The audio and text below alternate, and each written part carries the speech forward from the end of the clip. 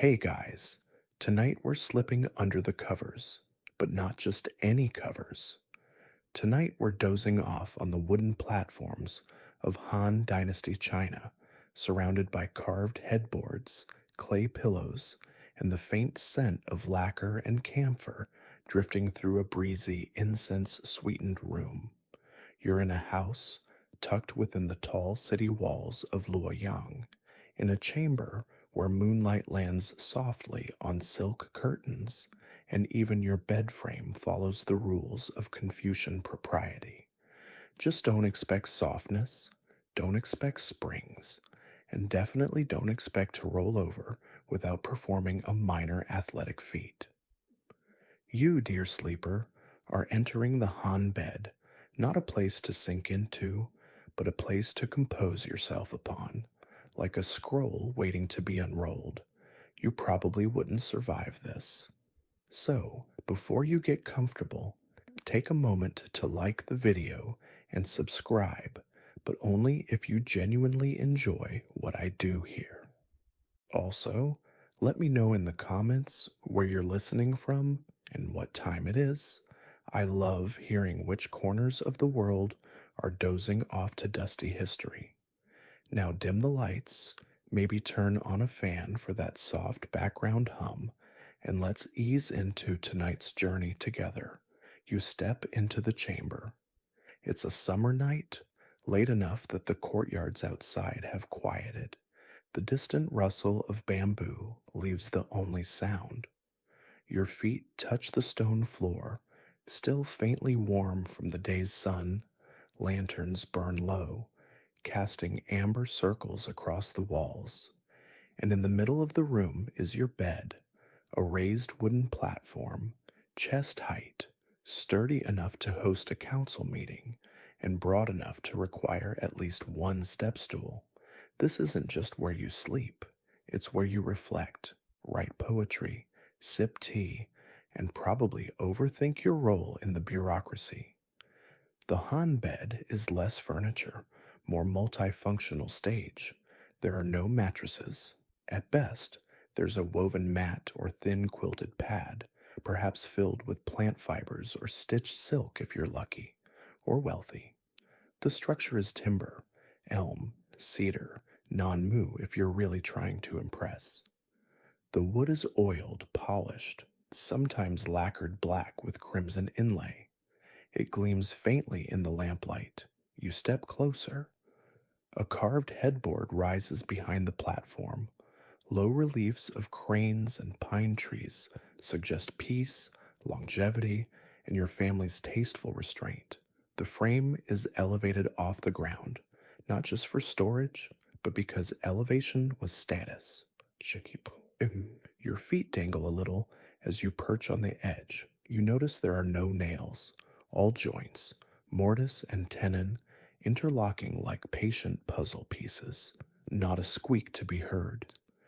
The bedding is folded precisely, almost militarily, and tucked beside the bed frame is a small bench where a servant once knelt to brush hair or deliver a cup of warm water before sleep.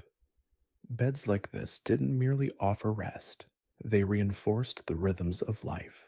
The act of going to bed in the Han Dynasty was itself a small ritual. You didn't just flop into bed after doom scrolling. You changed into robes appropriate for rest. You arranged your limbs with intentionality. You may even have written a short poem before reclining. Nothing says, I'm mentally prepared to sleep, like a three-line verse about the moon reflecting off your soup. And there are rules, many rules. A bed like this would be placed against a specific wall, not just for feng shui, but because the head had to face a certain direction. Scholars disagreed. Some swore by east facing for good dreams, others by west facing for moral clarity.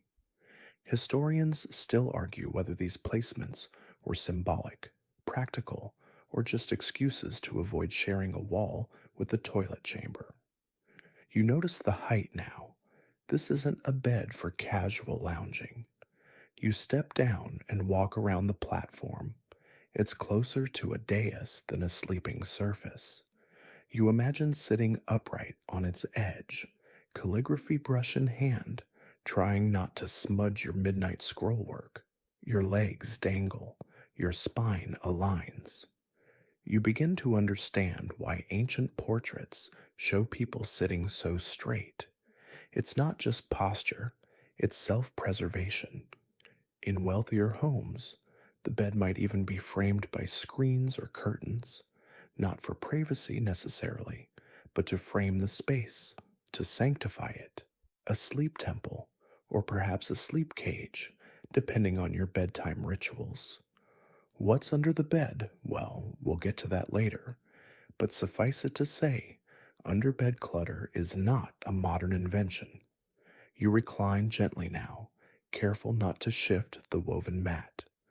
The wooden frame creaks softly beneath you, not in protest, but in greeting. You feel the firmness of the wood beneath the layer of matting. Your pillow is not soft.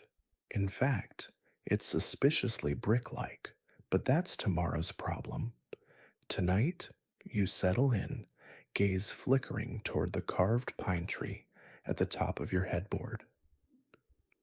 You imagine it swaying in a breeze you cannot feel. Outside, the night deepens. Inside, you are quiet, still, and freshly aware of the importance of sleep posture in ancient Confucian ethics. You shift slightly on the raised bed platform, not because you're uncomfortable per se, though yes, your hip bones do seem to be negotiating with gravity, but because you're starting to realize just how different this thing is from what we call a bed in the post spring coil world. This isn't a sleep trap you collapse into at the end of a long day. It's a platform, a deliberate choice, an act of elevation, quite literally. Han Dynasty beds weren't low slung nests. They were firm, rectangular structures raised off the ground to keep sleepers away from damp, cold floors and, just as importantly, creeping creatures of the night. Spiders, rats, ghosts, the usual. The typical bed stood about waist high, supported by thick wooden legs, sometimes carved, sometimes plain. They were stable enough to last generations, and in fact, many did, well, parts of them. Archaeologists occasionally unearth fragments, scorched mortises, carved brackets, slats worn smooth by centuries of weight and habit. There's a strong possibility the Han bed was modeled after the Kang platform, those wide, heated brick platforms used further north, where winters were brutal and lying on cold stone was more punishment than rest. In warmer regions, wood sufficed. In wealthier homes, the platform could be adorned with lacquer, bronze fittings, or even precious mother of pearl inlays. If you were someone of station, your bed reflected it. And let's be clear, beds were never just beds. These platforms were often multifunctional. During the day, they became seats for conversation, corners for chess or poetry, writing spaces, even makeshift council tables. People sat cross legged or with knees tucked under, backs rigid, expressions serene. Reclining fully was reserved for sleep or illness. Horizontal lounging wasn't quite the social norm. Still, there's something undeniably satisfying about how sturdy it all feels. You lie there, half propped up, fingers trailing across the smooth wood grain beside you. There's no bounce, no squeak, just the solid confidence of joinery that could probably withstand a minor siege. And this elevation, it's a statement, social as much as physical. To be raised above ground was to be lifted above the ordinary. Beds were often placed near the rear wall of the room, ideally facing the door at a diagonal. This allowed for the perfect balance between privacy and surveillance. because heaven forbid someone try to sneak a tofu dumpling without your knowledge. What's interesting is that, according to some Han etiquette manuals, yes, those existed, getting into bed wasn't a casual act. One approached the platform slowly, using a footstool if necessary, and climbed in from the side, clambering up headfirst, or worse, flopping dramatically onto the platform like a weary panda, was not encouraged. And once you were in bed, so you stayed there, unlike modern insomniacs who wander the house at 2 a.m., checking the fridge for existential meaning. Han sleepers treated bedtime as a firm commitment. You lay flat, you meditated, you sometimes recited moral aphorisms. Now, here's a fun fringe theory.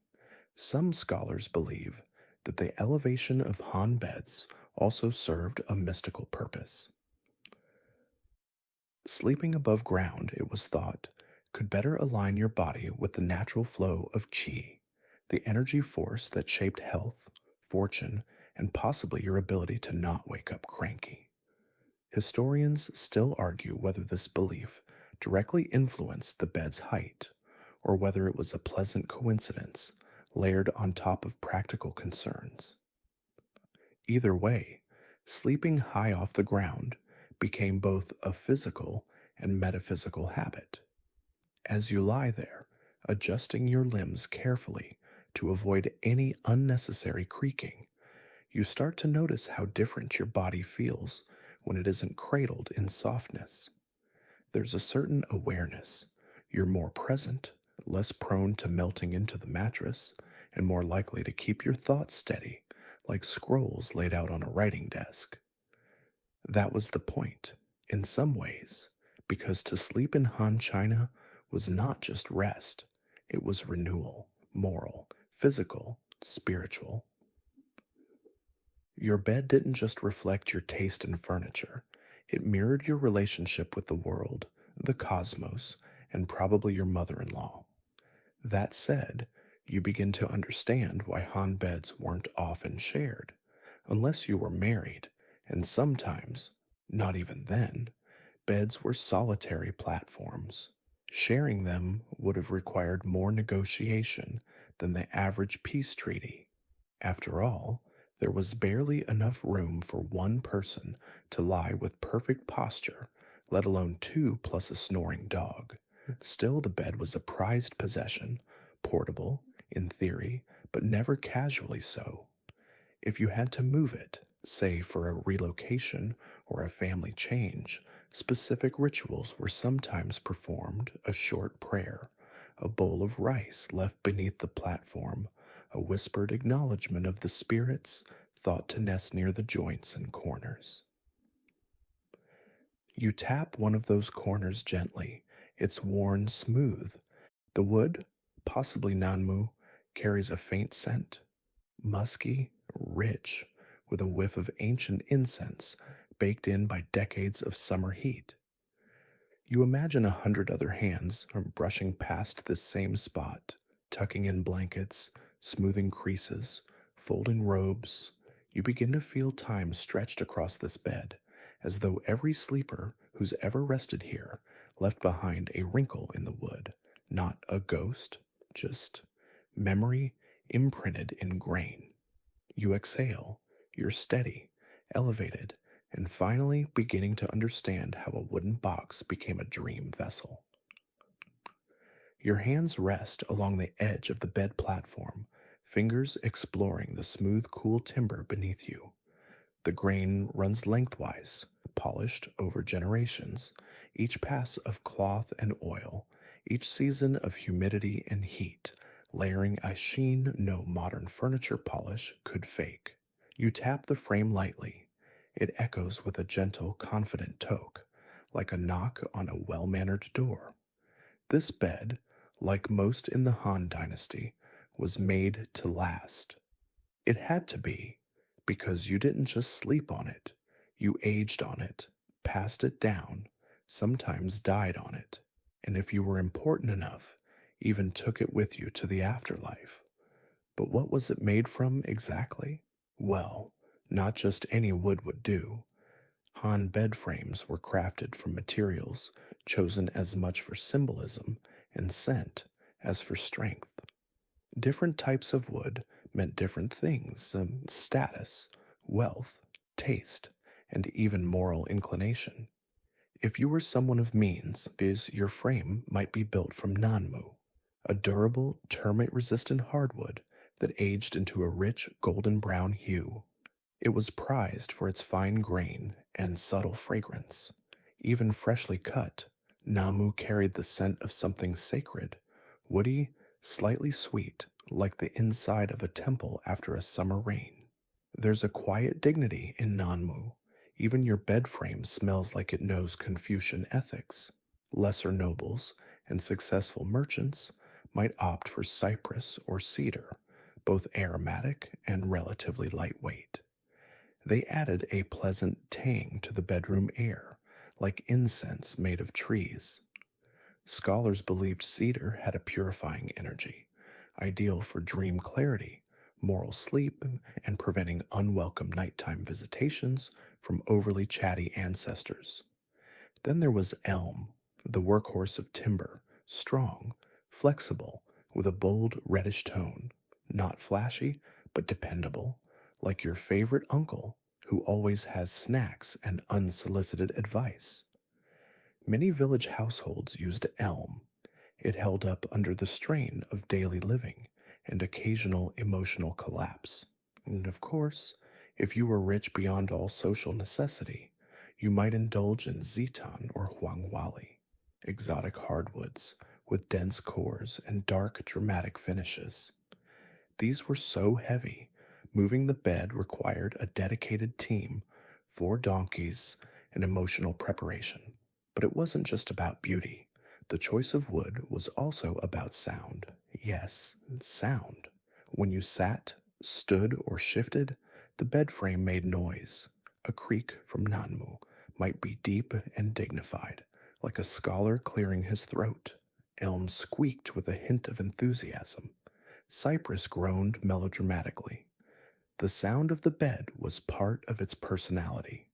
Scholars have even found poems referencing bed noises, subtle, rhythmic metaphors for old age, shifting dreams, or awkward conversations between married couples.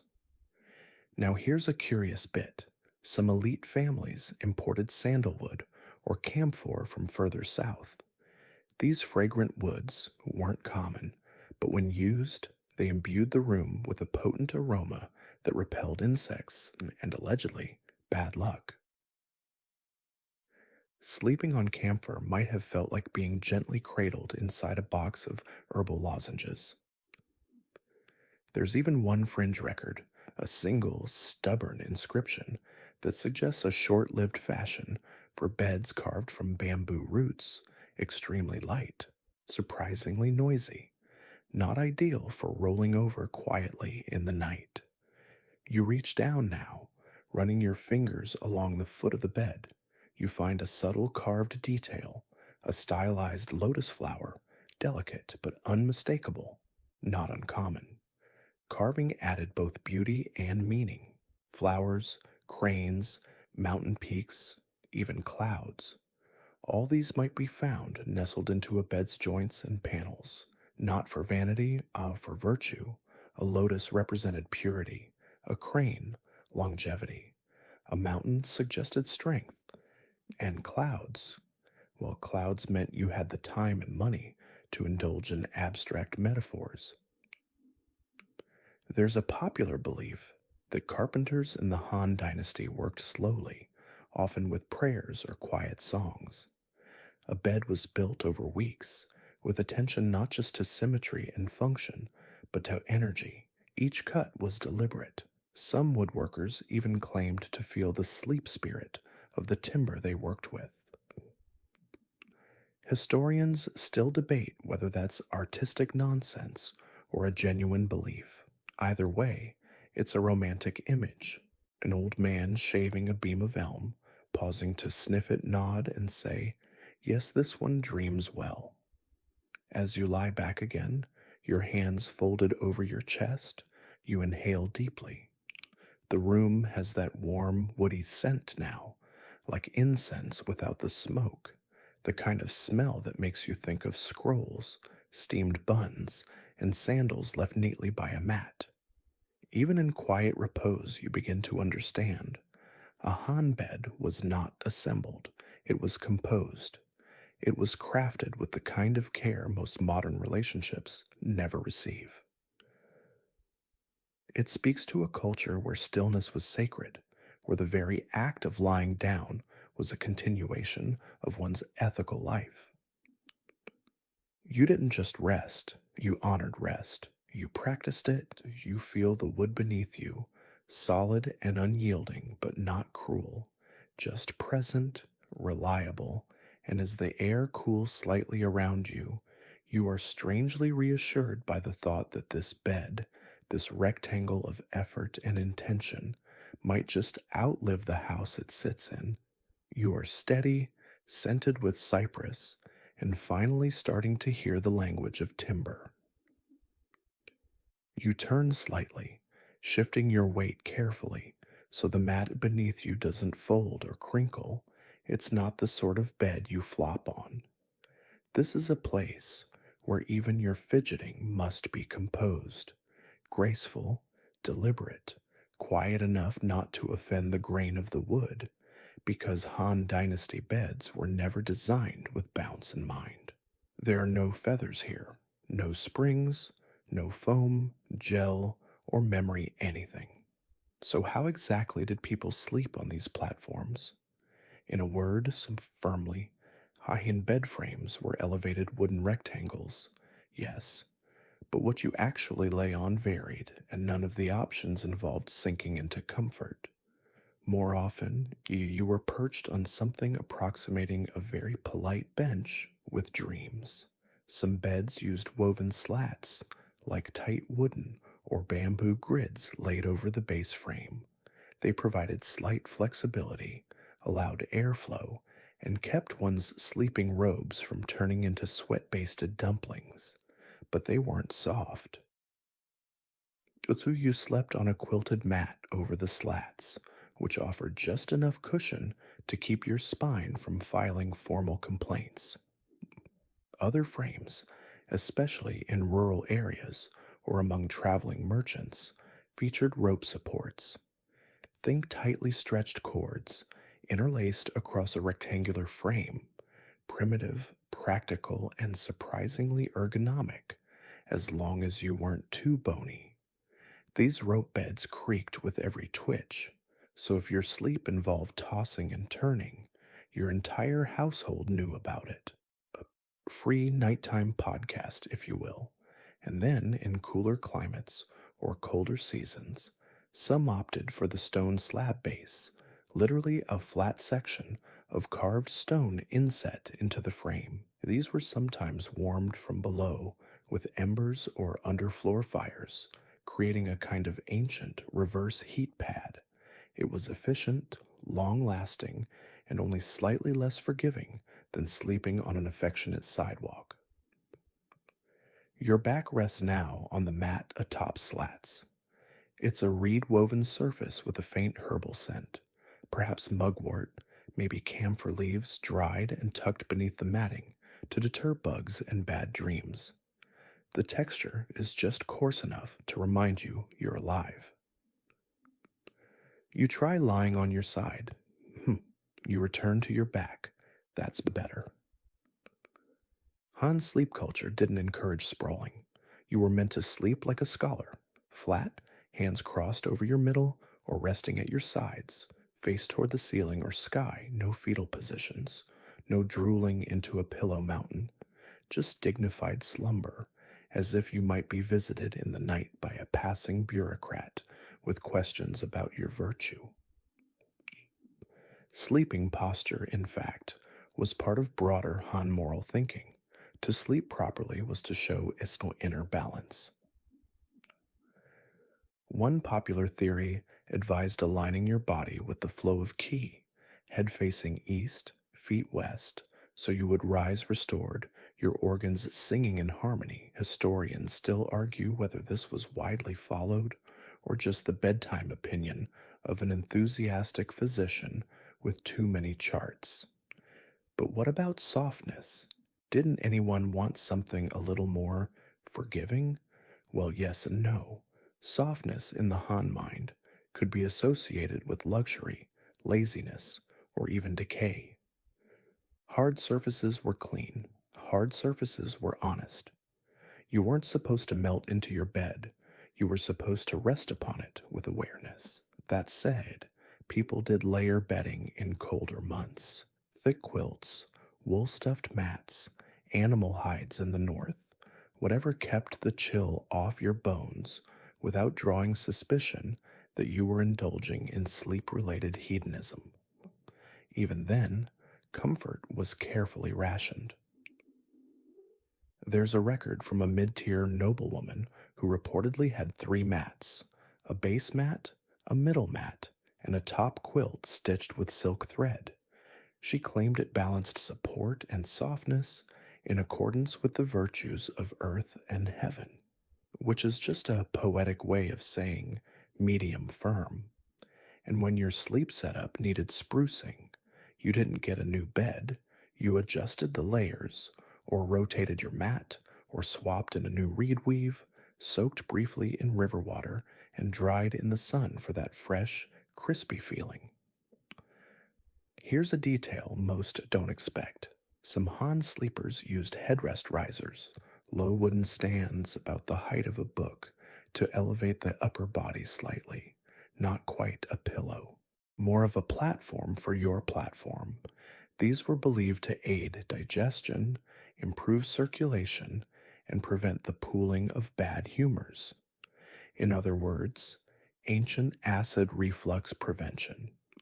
There's even one surviving account of a wealthy magistrate who allegedly slept on a stacked stone pillow wrapped in silk. He said it helped him dream clearly without the clutter of comfort. He also never married. Go figure. You lie still now, letting the firm surface shape your posture. There's something oddly reassuring about it. No plush distractions, just structure, intention. Your breathing slows, the texture of the mat beneath you grounds you, quite literally. You begin to imagine the generations who lay just like this, back flat and arms gently resting, eyes closed, not in collapse, but in quiet retreat. The rigidity becomes rhythm, the stillness becomes soft, and you begin to wonder if comfort is less about softness and more about surrender. You are level, aligned, and no longer afraid of a little firm support. You blink slowly, still stretched out on the woven mat, your limbs arranged in a way that feels neither fully natural nor entirely uncomfortable, like a statue that's trying its best. And then, with a curious kind of dread, you turn your attention to the object beneath your head, because yes, tonight we must speak of pillows, or more accurately, the mysterious, occasionally unmerciful choices ancient Han Dynasty sleepers made in the name of head support. You gently lift your head, and there it is, a pillow made of glazed ceramic, rectangular, cool to the touch, and decorated with painted swirls of cloud motifs. It looks less like bedding and more like a decorative brick, something you'd put on a shelf, not under your skull. And yet, here it is. Welcome to the ancient art of cranial restraint. Han pillows, you see, were often hard objects, sometimes ceramic, sometimes wood, occasionally bronze, and while soft, stuffed pillows did exist, they were largely reserved for the ill, the elderly, or, ironically, the wealthy, who could afford to sin against posture. The common sleeper? They laid their head on a surface that doubled as a philosophical statement. Softness is weakness, and sleep should be structurally supervised. You test the ceramic version. It's smooth, slightly concave, designed to cradle the base of your skull without indulgence. It's actually cool, which is refreshing, for about 20 seconds. Then your neck starts negotiating terms. You shift to the wooden option. It's a carved block of camphor wood, pleasantly aromatic but still just a block. There's a small cavity for your neck, very ergonomic, if your neck is made of rice stalks. And finally, the bronze pillow, decorative, possibly ceremonial, possibly invented by someone who had unresolved tension with sleep. It's beautiful in the way a weapon might be, well made and slightly threatening. Historians still argue whether these hard pillows were truly widespread or if they were reserved for scholars and the status conscious elite. Archaeological digs have found ceramic pillows in many Han tombs, often decorated with auspicious symbols dragons, phoenixes, chrysanthemums. Some even had inscriptions wishing the sleeper good dreams or offering riddles to ponder mid slumber, because nothing says restful sleep like metaphysical poetry etched in porcelain beneath your head. You lie back on the ceramic one again. It does not yield. Your head perches there like a prized melon in a shallow bowl. There's logic to it. In traditional Chinese medicine, hard pillows were believed to align the spine and preserve qi.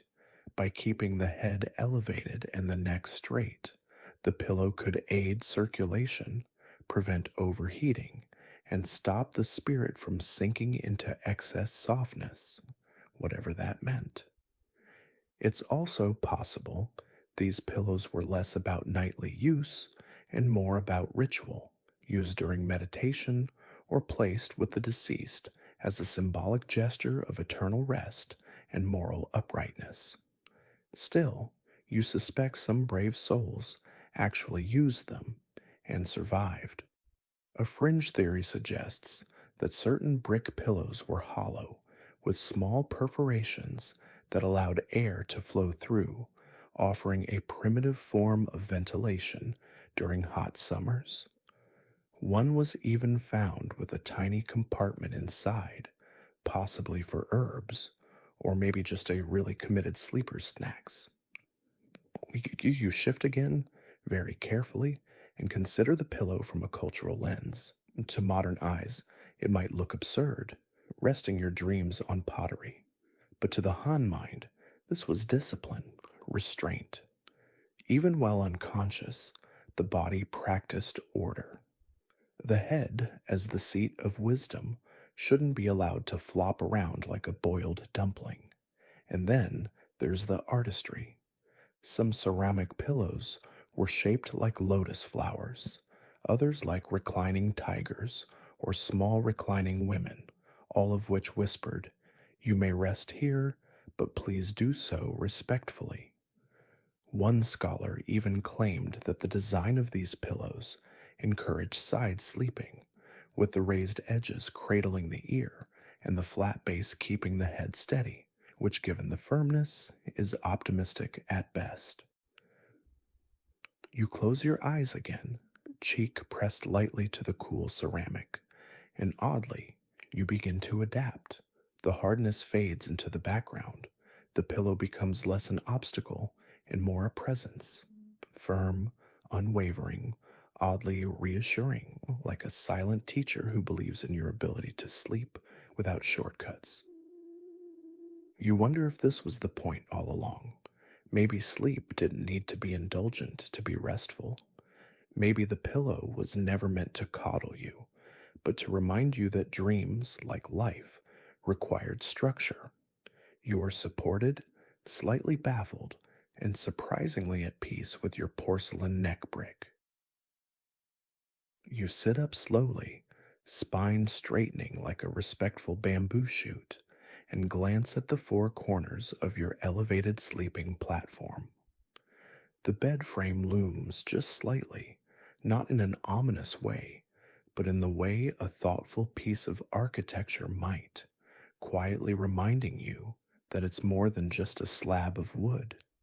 It's a chamber within a chamber, a space within space, because Han Dynasty beds weren't just horizontal, they extended upward, and tonight you're sleeping under the vigilant watch of mosquito nets and privacy screens, both practical and deeply symbolic features that turned bed platforms into miniature sanctuaries. You reach up now, brushing the soft edge of a curtain suspended from a frame that hovers just overhead. It's a canopy, but not the kind draped in velvet or tied with tassels. This is linen or silk gauze, finely woven and faintly translucent, designed not for opulence but function, to keep out mosquitoes, moths, flies, and any other creature foolish enough to test the perimeter. The netting is gathered at the corners with delicate knots, some dyed a subtle indigo or ochre. There's a faint scent of mugwort again, another insect repellent, and you wonder if every bed in Han China smelled faintly like an herbal apothecary. Probably. But this netting isn't just a bug blockade, it's privacy too, especially in larger homes where rooms might be shared and servants moved quietly in and out during the night. A curtain offered something rare, a pause in the gaze of the household, a bit of solitude in a society that rarely permitted full withdrawal. You tug one corner gently, letting it fall into place, enclosing the bed in gauzy walls. The sounds of the room, creaking wood, sighing fabric, distant courtyard whispers, become muffled, softened by the cocoon you now inhabit. You are alone, and yet not, because across the Han world, people did this same motion nightly, draping nets, tucking corners, creating small sanctuaries within structured homes. And the screens, they were the silent architects of that sanctity. Around many Han beds were standing screens, often lacquered, sometimes painted, usually positioned at the head and sides of the platform. They weren't attached to the bed itself, just placed strategically nearby to define space and block drafts, prying eyes, or wandering spirits. Each screen created a subtle boundary, saying this space is not for everyone. Some bore painted landscapes, others depicted animals with symbolic meaning: turtles for stability, cranes for longevity, and occasionally a lone deer staring wistfully into a pine tree. But more than decoration, the screen served as a moral filter. Bedchambers were not only for sleep, they were places of private reflection, of quiet conversation, and yes, for married couples, a bit of sanctioned closeness. And so the screens were reminders to behave, to honor the boundary between public duty and private rest. It's said that in wealthier homes, elaborate four-panel folding screens would be angled to subtly guide airflow, catch moonlight, or block the view from passing eyes. One rare example even had poems inscribed along its upper edge, so a person lying in bed could read before sleep, an ancient bedtime scroll, gently scolding you into virtue. A particularly whimsical fringe record speaks of a magistrate who installed mirrored tiles in his screen, not for vanity, but to reflect any intruding shadows. If I wake and see myself, he wrote, I know I am alone. If I wake and see too, I have questions. You smile at the idea, and then glance warily at the corner of your screen, just in case. There's something undeniably cozy about this netted in, screened off rectangle of existence. You're nestled in structure, wood below, fabric above, lacquered panels to the side. It's not luxurious in the modern sense. It's defended, fortified, a little command post for dreams. The screens buffer sound, the netting buffers insects. Together, they buffer reality. Even in summer's heat, these canopies made sleep bearable. Some beds were designed with ventilation gaps near the top of the screen or frame, allowing air to flow while keeping bugs and bad vibes out. In winter, heavier curtains could be swapped in, thicker cloth, wool lined panels, sometimes even embroidered with frost resistant flora like plum blossoms or pine needles. You lie back again now, pulling the gauze curtain around you like a second skin. The outside world dims. The lanterns are just a soft orange blur. Voices become wind. Even the hard pillow seems less assertive. And for a brief moment, you understand the quiet confidence of the Han sleeper, not because their bed was soft or vast or piled with luxury, but because it offered order, boundaries, a place where the world paused respectfully outside a fabric veil. You are shrouded, shielded, and softly invisible. You stretch your legs beneath the woven mat, toes brushing against the smooth edge of the wooden bed frame. It's dark under there, cool, shadowed, and still. But in the Han Dynasty, the space beneath your bed was not some forgotten zone of lost socks and dust bunnies. No, it was a carefully considered utility zone, a quiet repository of both the practical and the peculiar. Tonight, you've been granted the rare honor of peeking beneath the platform. Don't worry, no monsters here, just underbed storage, ancient Chinese edition. You swing your feet over the side and kneel on the cool stone floor, a flickering oil lamp in hand. You crouch and lean forward to inspect the dark space beneath the bed. It's roughly a foot and a half high, plenty of room to slide in woven baskets, ceramic jars, and the occasional box carved with dragons curled in modest slumber. The first thing your hand touches is a tightly bound lidded basket. You open it carefully. Inside, folded seasonal bedding, extra quilts, embroidered with plum blossoms, and stitched in such a way that they puff slightly like steamed buns.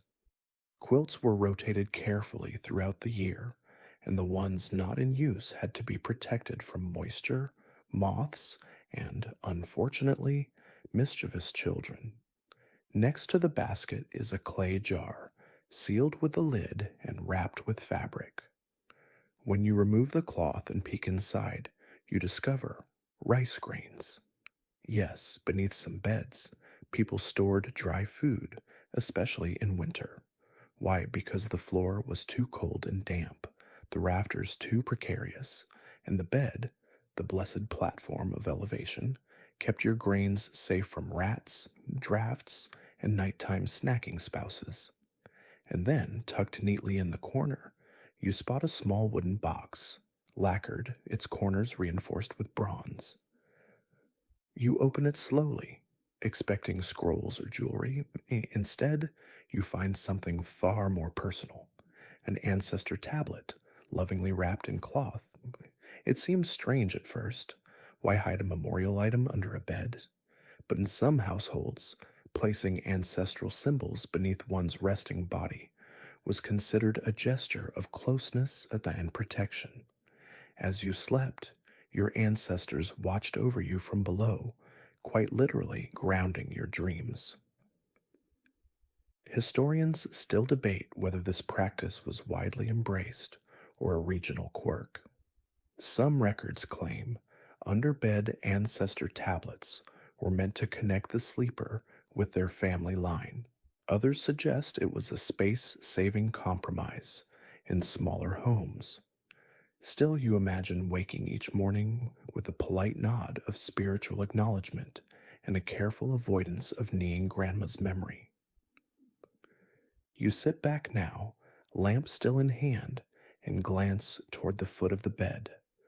There's something else nestled in a folded cloth, a child's toy, carved from ivory, in the shape of a tiger, the kind of item a parent might hide for safekeeping or for use during evening storytelling. It's chipped, its features softened by generations of small, curious fingers. The tiger doesn't roar, it waits. Further along, You find a stack of writing scrolls, tied with cord and slightly yellowed. These weren't secret documents, just the detritus of a bureaucrat's bedside musings. If you were a scholar or administrator, your best thoughts might have come just before sleep. And what better place to stash them than under your bed? One scroll, when opened, reveals a list of household expenses and a half finished haiku about steamed buns. Productivity never sleeps. You lean forward a bit more and spot something that makes you pause: a small ceramic urn painted with a lotus flower. Inside, some ashes, fine and gray, not human remains but likely incense ash, used for offerings, burned during meditation, or saved as a cleansing agent. One superstition held that sprinkling ash from sacred incense around the bed could prevent nightmares. Another claimed it protected from illness, especially in households prone to coughs and mysterious chills. You're careful not to spill it. As you place the urn back, your hand brushes against something unexpected: a pair of sandals, neatly aligned and woven from straw, perfectly intact.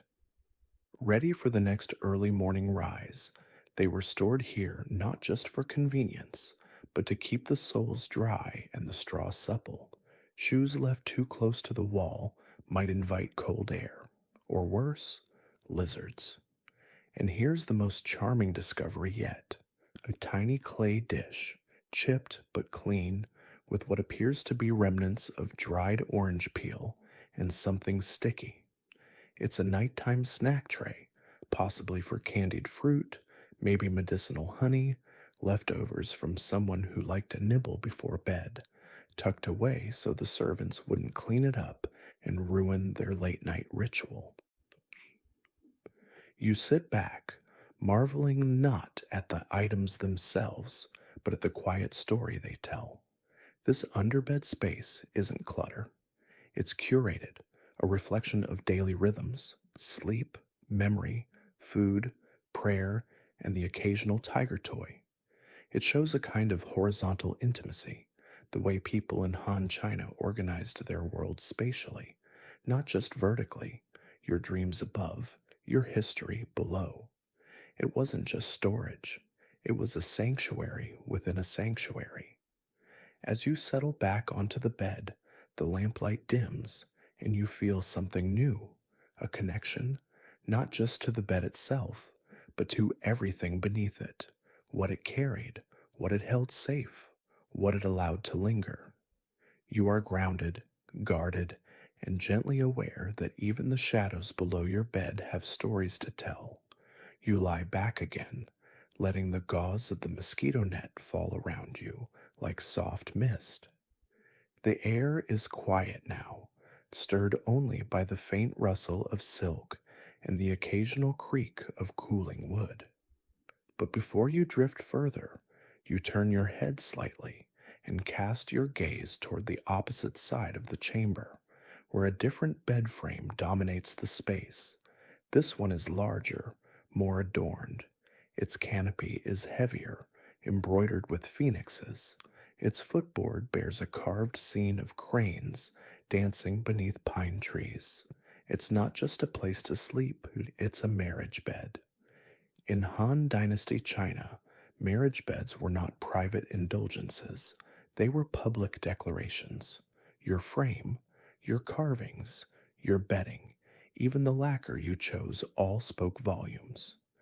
To marry was not only to unite households, it was to announce in great architectural detail just how cultured, refined, and socially respectable you were. The marriage bed was often the centerpiece of a newlywed's room. Sometimes even the home. Guests would admire it, elders would inspect it, and mothers in law would, let's be honest, judge it. A good bed meant a good union, or at least good taste, which was the next best thing. You step closer. The headboard is high and solid, carved with a large peony bloom, a traditional symbol of fertility and beauty. The frame glows with the deep sheen of red lacquer, possibly mixed with ground cinnabar. Along the edges, small brass studs sparkle faintly like embedded stars. It is not subtle, it is not meant to be. One of the most striking features is the presence of symbolic animals woven into the canopy panels. A dragon and phoenix pair each other, the dragon representing the groom, the phoenix the bride. Together, they form a cosmological match made in the heavens, a literal power couple. And then there are the inscriptions, small, almost hidden along the inside edge of the canopy beam, painted in delicate calligraphy. Harmony in body and spirit, dreams joined like reeds. You imagine a scholar uncle nodding approvingly at that. Marriage beds often included built in storage compartments, especially for wedding gifts, embroidered silk, heirloom scrolls, dowry items, and in at least one historical record, an extremely reluctant pet rabbit. As you lift one of the quilted bed covers, you note the weight of it, not just physical, but symbolic. Textiles mattered. Wedding bedding was frequently stitched by hand, often by the bride or her family, and sometimes by multiple generations. Patterns varied, but you'd often find mandarin ducks, lifelong partners in the avian world, paired mid-swim. The stitching was intentionally dense in places, which created pockets of heat for cooler nights and made turning over a gentle fabric-based strength test. A fringe tradition involved inserting small coins into the mattress stuffing, symbols of prosperity hidden in plain sight. There's even one documented case of a couple finding such coins a decade later and misattributing them to a very frugal household ghost. But the bed wasn't just for display, there were rituals. On the wedding night, the couple would sit at the edge of the bed while elders tossed red dates and peanuts onto the blanket, symbolizing fertility and sweetness. Some families placed small embroidered shoes under the pillow, believed to guide the couple's steps in marriage. One household even staged a tiny paper puppet show beside the frame, a bedtime morality tale about compromise and cooking. And of course, the placement of the bed itself mattered. Not facing the door, not beneath a beam, ideally, with the headboard against the north wall to absorb stability from the pole star. Historians still argue whether this practice was more about astronomy or just a culturally acceptable excuse to avoid the draft. You run your hand along the inner edge of the bed frame and feel a slight groove carved there. A finger trace, perhaps, worn down by years of fidgeting, folding, and late night tea. You imagine a young couple whispering softly, hands touching beneath the embroidered covers, feet tangling nervously on their first shared mat. In Han society, affection wasn't loudly advertised, but in the structure of this bed, it was embedded. Sleep was not merely sleep, it was partnership. The daily ritual of lying beside another, of aligning breath and posture, and occasionally stealing the better pillow. There's even one record, a satirical essay, actually, complaining that marriage beds had become too tall, requiring ladders and humility, and that some couples spent more time climbing in than communing once inside. The essay ends with a suggestion to build a lower bed, unless one wishes to marry a goat. You smile, and then you lie back beside the frame, imagining the soft rustle of bedding, the fragrance of camphor, and the first shared silence after the lanterns go out. The marriage bed wasn't just architecture, it was an invitation to cohabit, to compromise, and to carve dreams into wood side by side. You are resting beside symbols, covered in intention, and gently reminded that love once came with matching embroidery and a structural warranty. You shift again on the mat, careful not to disrupt the stillness of the woven bedding beneath you. The quiet of the room presses in gently, like a warm blanket that doesn't need to be seen to be felt. As your limbs settle, one thought floats up from the sleepy depths. How exactly were you supposed to lie down in a Han Dynasty bed? Because if you think you're free to sprawl, flail, or wrap yourself like a cinnamon bun, think again. In the world of the Han, sleeping positions were prescribed, not just for comfort, but for health, as a morality, and spiritual alignment. Every angle of your body told a story, and each position carried meaning. You roll onto your side experimentally, only to remember that in traditional Chinese philosophy, posture reflects intention. Your body at rest still had to demonstrate discipline. You were to lie straight, your arms by your sides, your feet aligned, your breathing even. It sounds suspiciously like a training manual for upright ghosts, but in the Han mind, this was balanced sleep, a rest that wouldn't leave your soul lopsided. A common recommendation was to lie on your right side, hands neatly arranged, knees slightly bent, chin tucked. Not too much. The idea was that this position supported the stomach, calmed the mind, and allowed the heart to be unburdened. Sleeping on the left was occasionally frowned upon, especially after a heavy meal, and lying face down, practically scandalous. Historians still argue whether these positions were universally practiced or more of an elite ideal promoted by Confucian texts. What we do know is that these rules appear in medical scrolls, moral treatises, and even domestic etiquette manuals, all reminding you to lie with dignity, even if your dreams included that weird one where your teacher turned into a goose. The emphasis on posture also had a spiritual dimension. Aligning your body with the cardinal directions was seen as harmonizing yourself with the cosmos. Head to the north, feet to the south. This mirrored the emperor's palace, where authority flowed from above. Some physicians claimed this direction calmed the fire of the heart and nurtured the water of the kidneys. Others said it helped dreams travel more smoothly into the stars. But of course, real people were semi-real.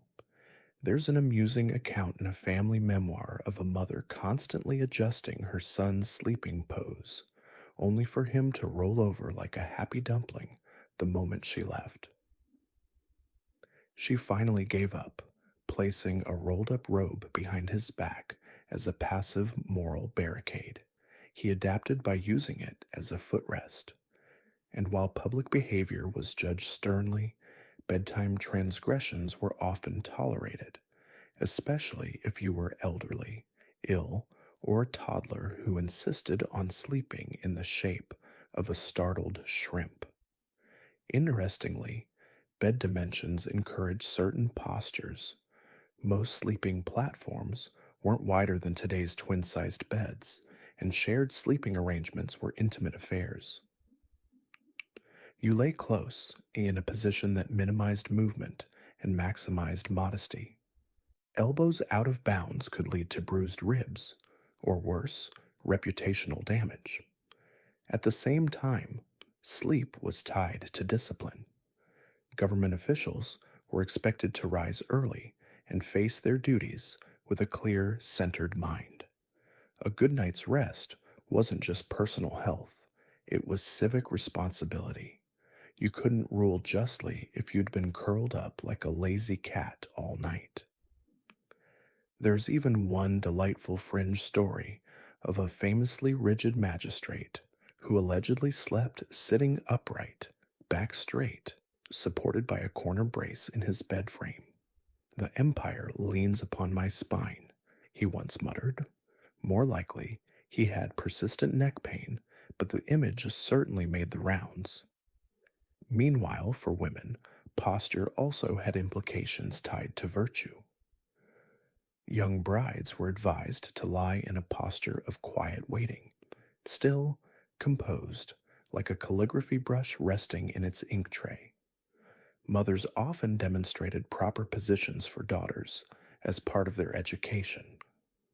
One elder reportedly used small pebbles placed under the knees or elbows as gentle corrections. We do not recommend this method, even in the realm of dreams. Posture influenced interpretation. Dreaming while curled could suggest internal conflict. Sprawling might signify lack of control. Only those who lay like stretched reeds, aligned and symmetrical, were thought to receive the truest messages from the beyond. As you lie there now, hands folded, feet uncurled, you begin to feel the stillness take hold. The firmness of the mat keeps you from drifting into awkward contortions. The low canopy above blocks distractions. The screens on either side make the space feel like a hallway into silence.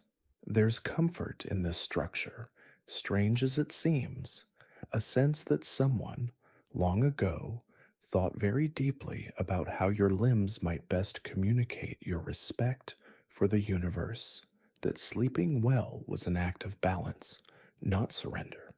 You close your eyes. Your breaths are long, deliberate. You are a scroll, rolled just enough, a reed floating upright, a star at rest. You are aligned, approved by etiquette, and softly drifting in perfect position. Your eyes drift upward again, watching a curl of warm air swirl above the low-lit lantern. The bed beneath you creaks slightly as you adjust, not from protest, but perhaps as a small, ancient acknowledgement of your presence, a kind of nod from wood that's held centuries of sleepers. But now, let's follow the bed beyond life itself, because for many Han Dynasty elites, beds weren't just for sleeping, they were part of eternity. Welcome to the peculiar world of beds in Han tombs, where the goal wasn't just a good night's sleep, but an eternal lie-in. You rise from your platform and pad quietly across the room, your sandals whispering on stone. Nearby, there's a replica of a Han burial chamber, partially reconstructed for scholars, and you suspect nosy guests. You step inside, and what do you find front and center? A bed, not a coffin, not a stone slab, a bed, entirely recognizable, with carved headboard, storage chests nearby, and, yes, even a ceramic pillow still in place. In elite tombs, this setup was surprisingly common. The bed wasn't just symbolic, it was fully formed, crafted with the same precision and reverence as the real thing. The deceased wasn't meant to lie in state. They were meant to sleep forever, and the architecture had to reflect that. These weren't mere ceremonial objects. Some burial beds were constructed from solid nanmu or cypress, lacquered and painted with mythical beasts and protective talismans. You find carvings of Bixi, winged, lion-like creatures meant to ward off evil spirits, as well as few lions guarding the corners of the headboard. And curiously, many of these bed frames were elevated, just like their earthly cousins. Why the elevation? Historians still argue.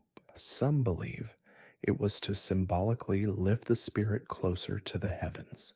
Others think it mirrored elite homes, where height meant status even in death. A few suggest practical reasons, keeping the corpse above ground moisture, charming, but it wasn't just about status or function.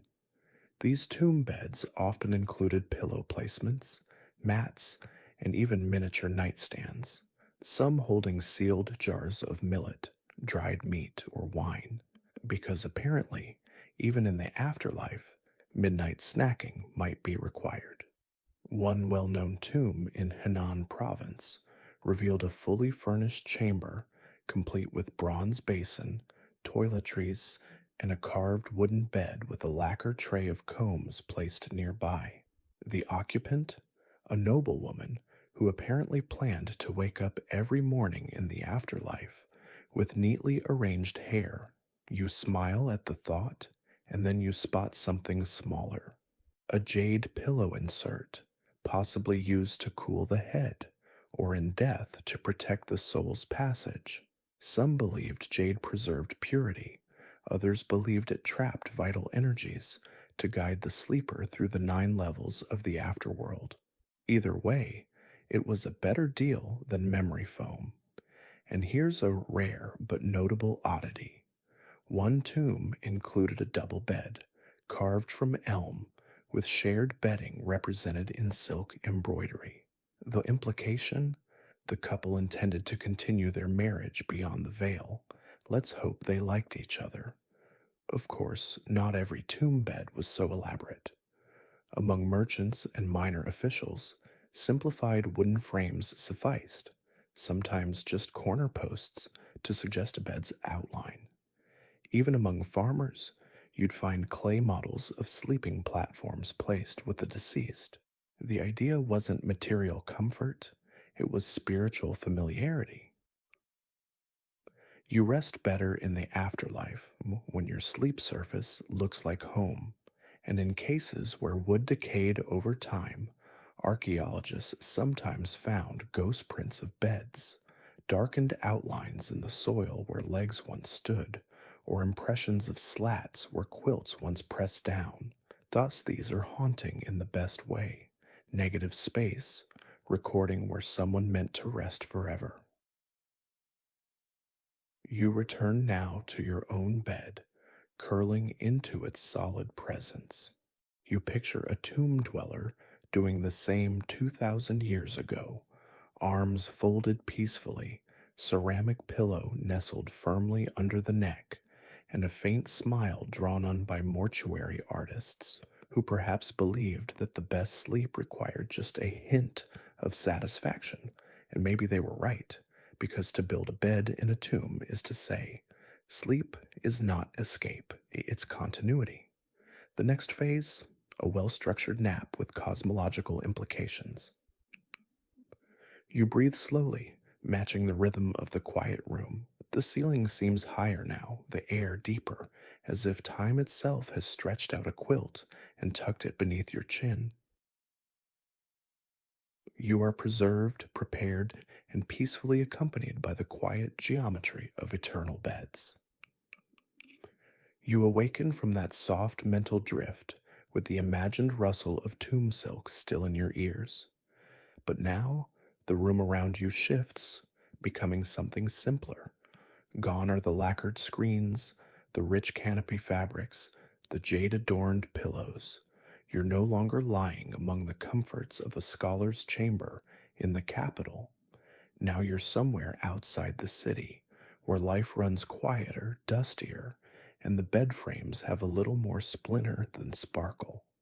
Tonight, we're looking at the contrast between urban and countryside bed design, and how geography, class, and carpentry all conspired to change the way people slept.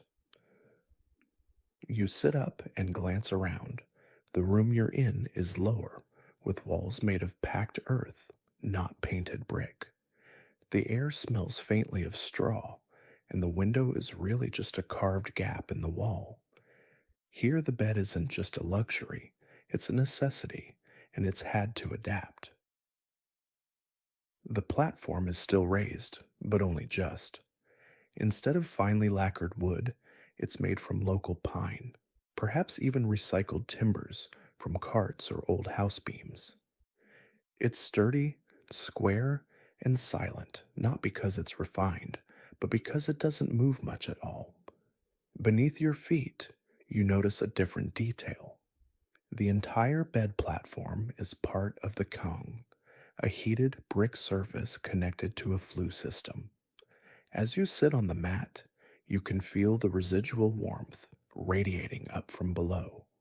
A fire must have burned hours ago, probably in the adjoining kitchen, with the heat redirected through channels beneath the bed. The Kang was both bed and heater, a necessity in the chillier, wind prone northern regions of the Han world. It was communal too. Entire families could sleep here, shoulder to shoulder, like dumplings in a steamer. Privacy, not a thing. Personal space, limited to what your elbows could reasonably defend. In more temperate southern zones, though, countryside beds were wooden frames with rope supports, a crisscross of twine or leather thongs woven into a lattice. They sagged just enough to offer a little give, though they needed frequent tightening. If you rolled too far to one side, you might find yourself wedged between two cords, dreaming of nets and regrets. Your fingers brush one of these cords now. It's rough, sun dried, perhaps hand twisted. The frame is simple, no carvings, no decorative symbols, just joints pegged together by someone who needed a nap more than aesthetic commentary. And what of pillows? Here, in the countryside, it's a bag of millet husks, sewn into rough linen and tied with cord. You lie back and let your head settle into the crinkly softness. It rustles like dry grass, smells faintly of soil and sun, and conforms surprisingly well to the shape of your neck. It lacks the status of lacquered ceramic, sure, but it wins in the doesn't bruise your temple category. Historians still argue whether these rural designs were innovations born of necessity or holdovers from earlier periods. Some archaeologists believe the Kang bed, in particular, predates the Han by centuries, while others think it evolved rapidly during periods of colder climate fluctuations. Either way, geography made the bed frame. Out in these farming communities, the bed wasn't merely a place to sleep, it was a platform for everything. You sat here to eat meals, to shell peas, to mend clothing. Children did their lessons here. Elders dozed with warm stones tucked under their robes. In winter, it was the warmest place in the house. In summer, it became a lofty escape from the damp floor. Interestingly, countryside beds often lacked headboards. The frame was minimal. 4 posts, a rectangle of cords, maybe a plank or two. Canopies were rare. Why bother when mosquitoes came in swarms? You couldn't net away with 1,000 curtains. Instead, you burned mugwort or let your skin adapt. Or, if desperate, you slept with a fan in one hand and faith in the other. You look up now, the ceiling is low, the beams exposed. A bundle of drying herbs hangs above the bed, a common practice meant to ward off both insects and evil spirits. Sage thyme, maybe even a little dried tangerine peel. Sleep here was functional, aromatic, and occasionally crunchy if something fell in your hair during the night. And while the capital's scholars worried about posture and north-facing chi alignment, villagers focused more on whether their roofs leaked and their bedding had aired properly. One humorous rural letter survives from the Han period, in which a young man writes to his cousin in the city. Your letter speaks of dragon pillows and carved phoenix beds. Sleep on a frame with 3 legs, one of which is a cabbage barrel. You can't help but grin, because while the cities gilded their bed frames with symbolism, the countryside carved theirs with a knife, then slept soundly anyway. You settle back again onto this countryside rope frame. It creaks slightly. The mattress is thin but dry. The pillow rustles beneath you. And though it may not be ornate, this bed has seen the same stars, the same moonlight, the same drifting dreams. You are humble, held, and reminded that comfort doesn't always need polish. You stretch out your legs again, feeling the loosened twine of the countryside rope bed gently yield beneath your weight. The room is dim, the lamps flicker retreating quietly across the clay walls, and somewhere close, maybe in the next chamber over or on the other side of a bamboo screen, a child coughs in their sleep. Tonight, you find yourself pondering a new question, one as ancient as sleep itself. Where did the children sleep?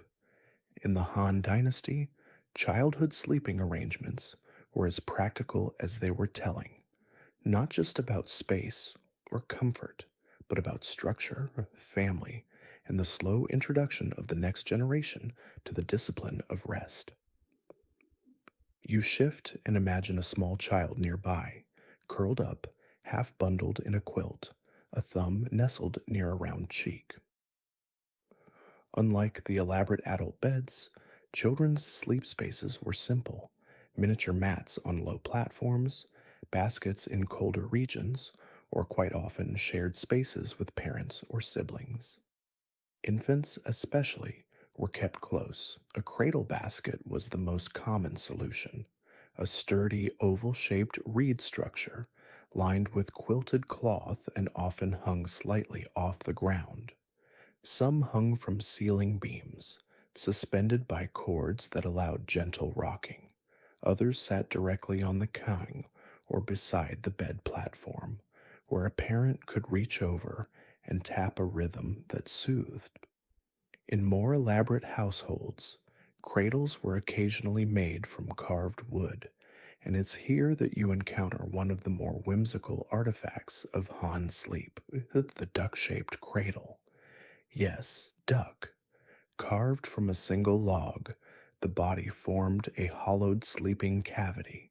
The duck's neck extended protectively over the child's head, and its beak served as a decorative handle for rocking. Painted in bright reds and yellows, these cradles were both plaything and furniture. Some even had wheels. One surviving example still bears faint traces of characters brushed on its tail. May the child wake bright eyed. It's not clear whether this was a wish or a warning. As babies grew into toddlers, they were often moved into shared beds with older siblings or grandparents. In winter, that meant piling together on the kang, multiple generations pressed together beneath thick quilts. Body heat and familial scolding worked in tandem to discourage nighttime wandering. But the progression toward individual sleep space came slowly. Child sized beds, shorter platforms with simple rope supports, or wooden planks were used more by wealthier households who could afford the extra furniture. These beds were often placed in corners of rooms near the walls so children could sleep with a sense of enclosure without full isolation. You move your hand now to the edge of a narrow wooden frame at your side. It's only as long as your legs. The surface is firm, covered by a thinned reed mat, and at the head a small bean-filled pillow, softer than the adult bricks, but still more suggestion than cushion. A toy, perhaps a carved fox or a silk-stuffed rabbit, sits in wait nearby. Not abandoned, just sleeping too. Children's beds sometimes included drawings or stitched figures for comfort, dragons for protection, tigers for strength, lotus flowers for purity. In wealthier homes, you might find embroidered charms sewn into the quilt edges, little cloth pouches filled with herbs or coins, sewn shut with red thread and tied off in tiny knots. Protection, blessing, deterrent to both nightmares and mischievous household gods. There's one delightful tale, half legend, half parents' exasperation, about a boy who refused to sleep unless his bed was guarded by paper soldiers. His father, a scholar with no time for nonsense, folded dozens of tiny warriors from old bureaucratic forms and arranged them along the footboard each night. The boy slept peacefully and likely learned a lot about grain taxation from osmosis. Of course, Not all children adapted to bed discipline easily. A poem from the era laments: by moonlight he sleeps like a frog, by morning the quilt is a scroll, which is honestly still the most accurate description of a toddler at rest. Historians still debate how consistently children were given their own beds or sleep areas, especially outside urban centers. Some records suggest that formal sleep training, complete with posture corrections and bedtime rituals, began early among noble families.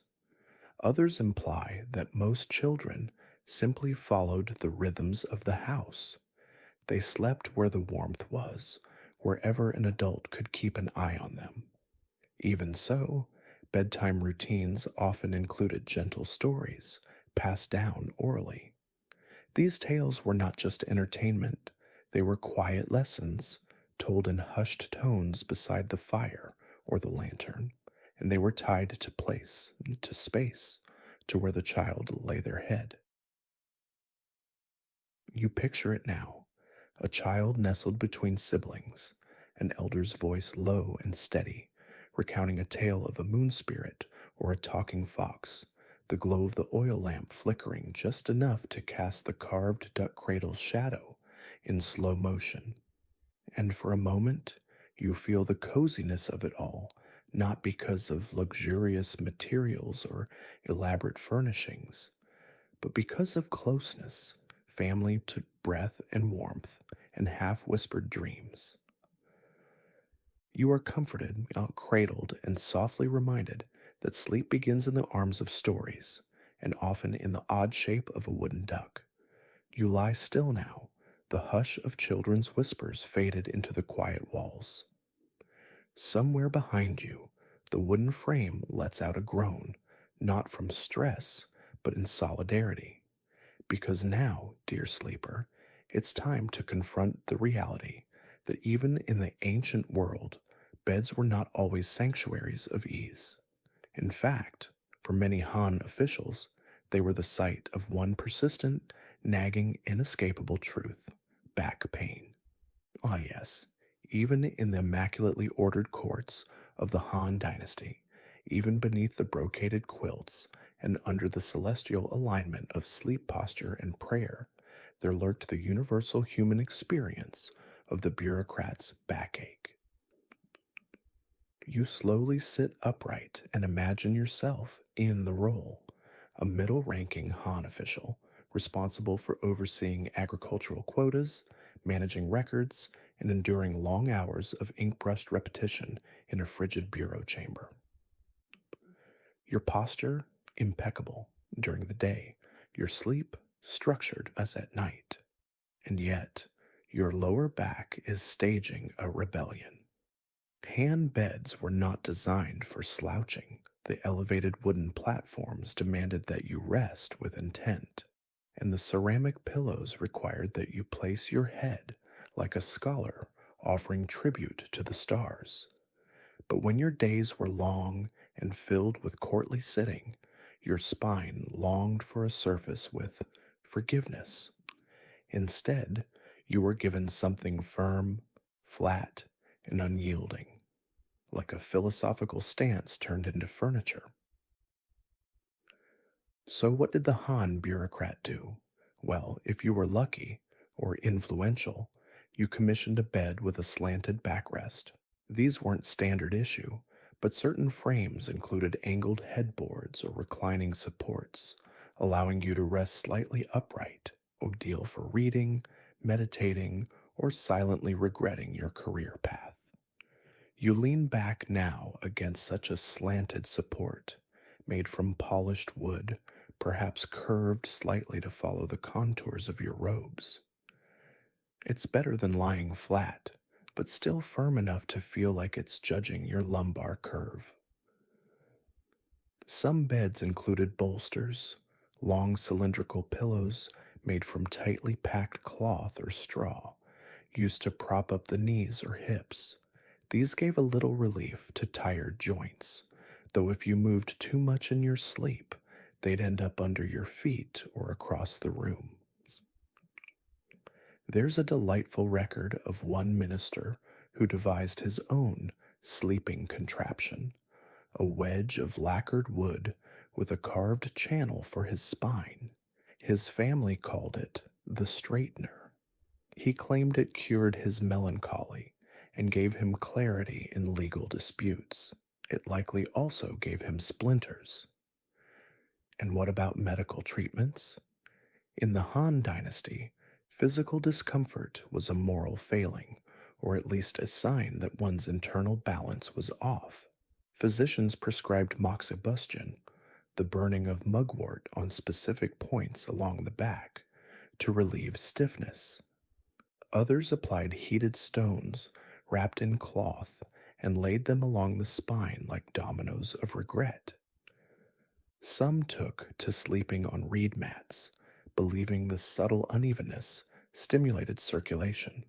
One official reportedly sprinkled peppercorns under his mat, claiming their scent and shape cured lethargy.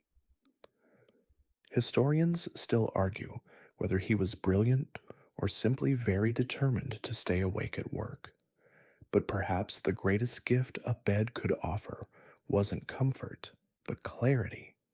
Many Han thinkers believed that physical discomfort at night sharpened the mind. Dreams that came from hard surfaces were more vivid, so more honest. A too soft bed, they said, tempted the spirit into laziness. The backache, in this sense, also was a teacher. You can almost picture it now. A scholar rising stiffly from bed, muttering about pain and poetry, clutching his scrolls in one hand and his hip with the other. He shuffles to the day's meeting, where he and 7 other stiff-backed colleagues bow solemnly, each with a matching wince. And still, the bed was seen as a symbol of self-discipline. A fringe poem from the period reads, "Soft beds breed soft thoughts, firm boards yield firm hearts. The spine, straightened nightly, will not bend by day. It's equal parts inspiring and ominous, but also a window into a time when virtue and vertebrae were deeply entangled." You reach beneath your own bedding now and find something familiar. A small heated stone, still warm from earlier.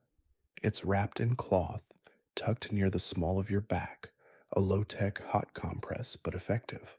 A grandmother's wisdom, probably, passed down before bedtime and reinforced by generations of quiet groaning.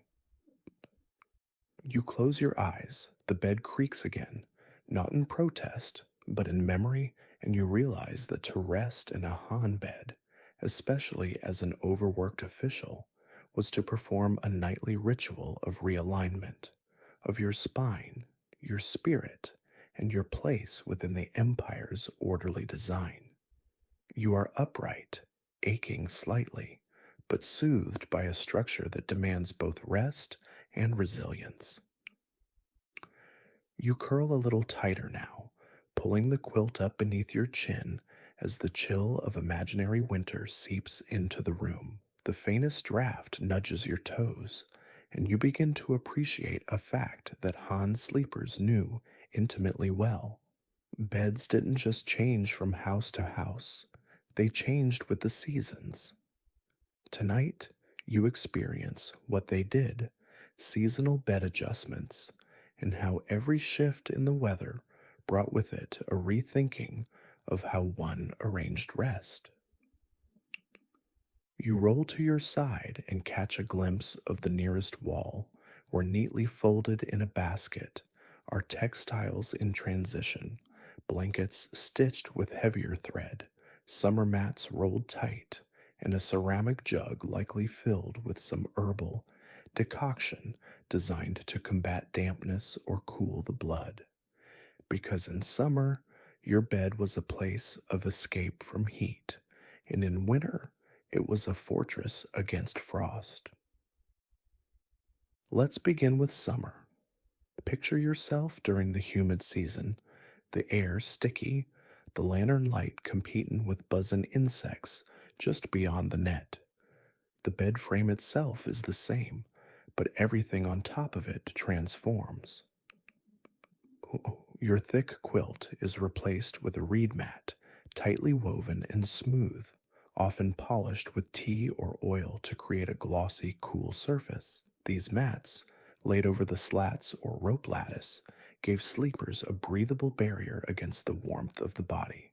The more expensive versions were even infused with camphor, both to scent the air and to deter bedbugs, the eternal enemies of peaceful sleep. You might also swap your pillow. Gone is the grain stuffed sack or embroidered bolster. In its place, a porcelain pillow, hollow inside and often shaped like a half moon or lotus petal, designed to conduct cool air. You place your cheek against it now, and for a few seconds it's like laying your head on a river stone in spring. Bliss. Until the other side warms up, of course. So you flip it every 10 minutes like an overly fussy pancake.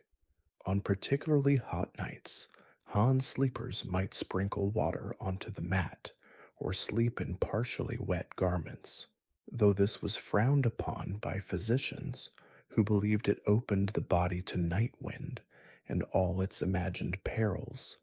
So instead, people sometimes slept with fans in hand or kept one under their quilt for spontaneous self service during fevered dreams.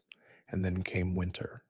Here, the platform is the same, wooden, stiff, and ever present, but now layered with wool quilts, cotton padded covers, and beneath you, a heated mat known as a nuangsi. Sometimes this was simply thick layers of fabric. In colder households, it was a mat warmed near the hearth and then placed swiftly onto the bed. In elite homes, you might sleep above the kang, the underbed flue system filling the bricks with residual kitchen heat that radiated like a slow burning ember all night. You pull the heavy quilt over yourself now, feeling the comforting weight of embroidered insulation, stitched not just for warmth, but for status. Peonies and plum blossoms, cranes, swirling clouds. The symbolism didn't stop when temperatures dropped. Your feet press against a curious object under the quilt, a ceramic foot warmer, a hollow vessel once filled with embers and sealed tight. It radiates heat in gentle pulses, the kind of warmth that lulls your extremities into complacency. Some were shaped like animals, tigers, toads, turtles, because what says winter comfort like placing your toes on the back of a snarling myth beast? At your side, you find a small bedside brazier, covered now but once used to warm the room before sleeping. Records say households often placed dried orange peel or cloves in the coals to scent the chamber, so as you lie there now, imagine air that smells not of smoke, but of citrus and spice. Historians still debate just how widely these seasonal transformations occurred. In larger cities like Changshan and Luoyang, they were commonplace among the middle class and above. In rural areas, beds might be adapted more simply, adding extra straw, for instance, or layering spare clothing at the foot of the bed. But across the empire, the rhythm of seasons beat quietly under every roof. Even sleeping postures sometimes shifted with temperature. Summer invited looser positions, limbs flung wide, sometimes with the back exposed to catch a breeze. Winter demanded curled spines, quilt bundles, and sometimes, yes, bed sharing with small animals. Cats, certainly. One late record even mentions a family sleeping with their domesticated ferret, which kept mice out of the pantry and feet warm in the bed, multi-purpose fur ball. You curl your own toes now, just in case. In elite households, servants managed bedding transitions carefully. There were specific festival dates, like the Double Ninth Festival in autumn, when families unpacked winter quilts. Some families even held small ceremonies, lighting incense and offering tea to household spirits in thanks for safe seasonal change. A clean bed, well prepared, was seen as part of household harmony. You lie back, absorbing the warmth, the softness, and the quiet relief that comes from adapting your space to meet the season's mood. This wasn't laziness, it was wisdom, a sense that sleep itself was a conversation with nature, each night responding to cold, heat, dryness, and dampness. Your pillow is the right one. Your quilt is heavy but breathable. The floor is quiet. The fire is distant but loyal. You, dear sleeper, are a seasonal creature, blanketed, balanced, and completely in tune with the quiet cycle of your surroundings.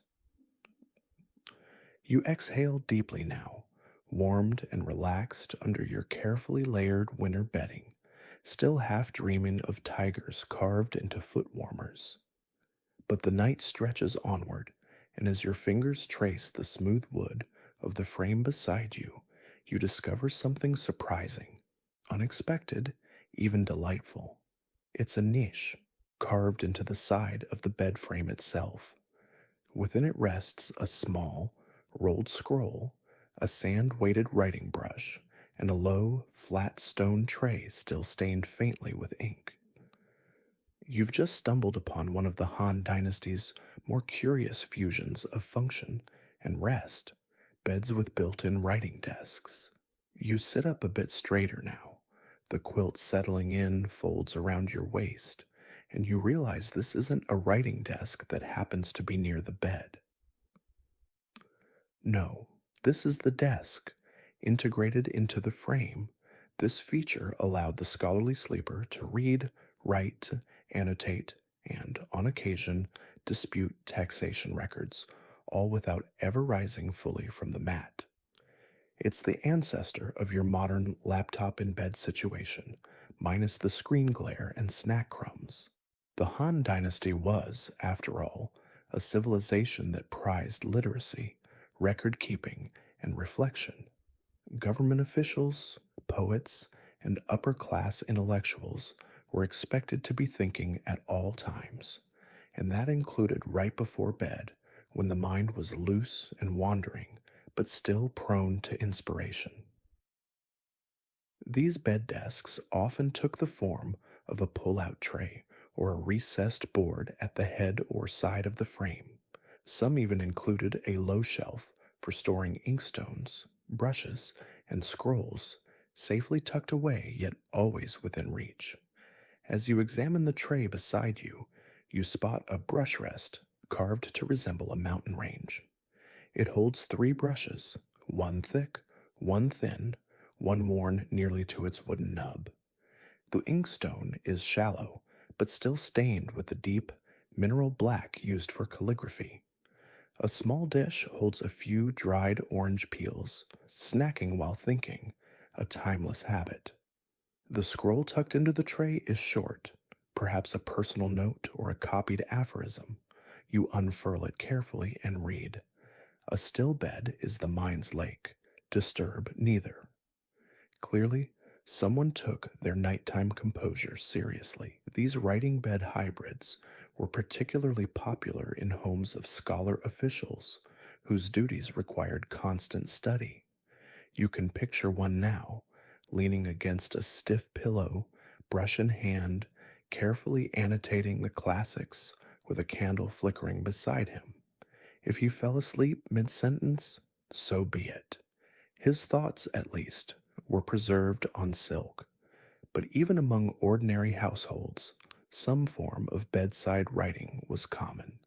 Diaries, dream journals, and household records were kept close, and the bed, being elevated, dry, and private, made a perfect writing surface. One fringe record tells of a widow who kept a tiny drawer of correspondence under her pillow. Each night she wrote a line or two to her late husband, reflecting on the weather, the children, or her stubborn goat. By the end of her life, she had filled an entire lacquer box with nighttime letters.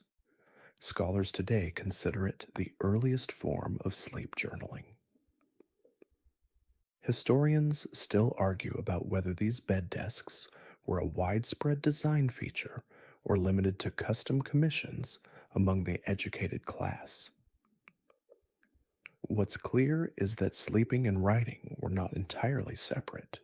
The Han believed that rest sharpened the intellect, and that drowsy thoughts, those half real, half floating ideas, were often the most profound. You glance again at the writing tools beside you. The ink has dried, but the tray is clean, waiting. And the brush? It seems to invite a thought, something short. Maybe, I slept, and in my dream, I wrote you. Even children sometimes practiced characters while lying in bed. One surviving child's scroll includes a repetitive string of the same ideogram for peace, written 34 times. At the bottom, a crooked drawing of a duck. Perhaps that infamous cradle companion made a lasting impression. Bed frames with writing components could also serve more official purposes. In one noble household, a magistrate's wife reportedly used hers to track household inventories and send subtle reminders to her husband via night notes. One particularly dry message survives. The rice is low. The chickens complain. Your sister is arriving. A multitasking masterpiece, and for poets, the bed was often the stage for some of their most quiet verses. The mood of a dim lantern, the feeling of coarse quilt against elbow, the soft creak of a distant bamboo fence. These were the seeds of stanzas born at the threshold of sleep. You lie back now, returning the scroll to its tray, resting the brush in its tiny mountain cradle. The bedding folds around you again. The lamp flickers, casting ink-shaped shadows across the low wall. There is something soothing about knowing your thoughts have a place to land, right beside your dreams. The bed in this case becomes not just a structure for sleep, but a container for reflection. You are reclined, inspired, and softly surrounded by tools of midnight clarity. The candlelight flickers now, casting long shadows across the room's simplest and sturdiest feature, the bed frame. But it's not the legs or slats or quilt that catch your eye this time. It's the headboard. Tall, polished, and unmistakably deliberate, the Han Dynasty headboard was no afterthought. In fact, these upright panels were often the most ornamented part of the entire bed, bearing symbolic carvings that turned sleep into a form of visual philosophy. You lean forward, hand resting on the lacquered wood, tracing the lines carved there. At first, you see what looks like a crane in mid-flight, its wings curved in an arc, its beak pointed toward a blooming lotus. The details are meticulous, each feather rendered with care. The lotus petals fanned out like a sunburst. It isn't just beautiful, it means something. In Han culture, cranes symbolized longevity, while lotuses suggested purity and rebirth. To place them above your head while you slept was more than aesthetic. It was aspirational, a nightly whisper, may you rise again, unblemished and enduring. Headboards were storytellers. Unlike modern designs, where decoration is often minimal or hidden by pillows, Han headboards were front and center. They were narrative panels, sometimes depicting entire scenes. A fox spirit visiting a dreamer, or a couple walking through pine woods, or even stylized clouds swirling above a mountain. One headboard, recently unearthed, bore a fully carved vignette of a peach tree in bloom, a boy reaching upward. Scholars believe it represents the search for immortality, referencing the fabled peaches of the Queen Mother of the West, which ripened only once every 3,000 years, a bedtime snack that no one ever actually ate. Other carvings were more abstract. interlocking geometric patterns believed to ward off evil spirits or trap bad dreams in the labyrinth of wood grain. Some were purely decorative, spirals and cloud curls, waves and dragon tails, but even those had a deeper resonance. Everything had to point toward harmony. You lean back again and notice another carving just above where your head would rest. A pair of mandarin ducks, carved facing each other, beaks almost touching, a clear symbol of marital fidelity. These ducks mate for life, and their image on a bed frame was an ever present blessing. These carvings weren't just for show, they were also believed to influence dreams. Positioning specific animals or plants near the head, where the soul was thought to lift during rest, was said to guide the sleeper into more favorable visions. One nobleman even commissioned a headboard with mountains and waterfalls, claiming it helped him dream of solutions. Basically, the first recorded instance of lucid dreaming via furniture. Historians still argue whether the symbolic carvings were chosen by household tradition, regional custom, or personal superstition. In some cases, the designs echoed family emblems, a phoenix for a matriarchal lineage, or a stylized plum blossom marking resilience after hardship. In others, they might have simply been the artisan's personal touch. There's a curious story of a young bride whose dowry bed included a mischievous squirrel carved into the side panel. It wasn't until her mother in law inspected it that the symbolism was questioned. Was it a sign of fertility and playfulness, or a subtle jab about the groom's nervous temperament? The carver's intent was never discovered, though the squirrel remained and was eventually nicknamed Ancestor Nibbler. You glance back at the carving before you. This headboard includes a mountain goat perched confidently on a rocky slope, not the most common motif, but goats represented sure-footedness and perseverance, especially among those who worked in mountainous regions. The sleeper who lay here may have needed that nightly reminder. Keep climbing. Below the goat, an inscription curls in calligraphy along the wood grain. You lean close. The characters read, "Wind bends the tree, but not the root." A bedtime proverb with just enough wisdom to make you pause before sleep. In more refined homes, the carvings were sometimes lacquered in gold or inlaid with mother of pearl, catching the lamplight in flickers of subtle color. In simpler houses, they were plain but no less meaningful. The tools may have been cruder, the wood less polished, but the message was the same. Sleep with your values over your head.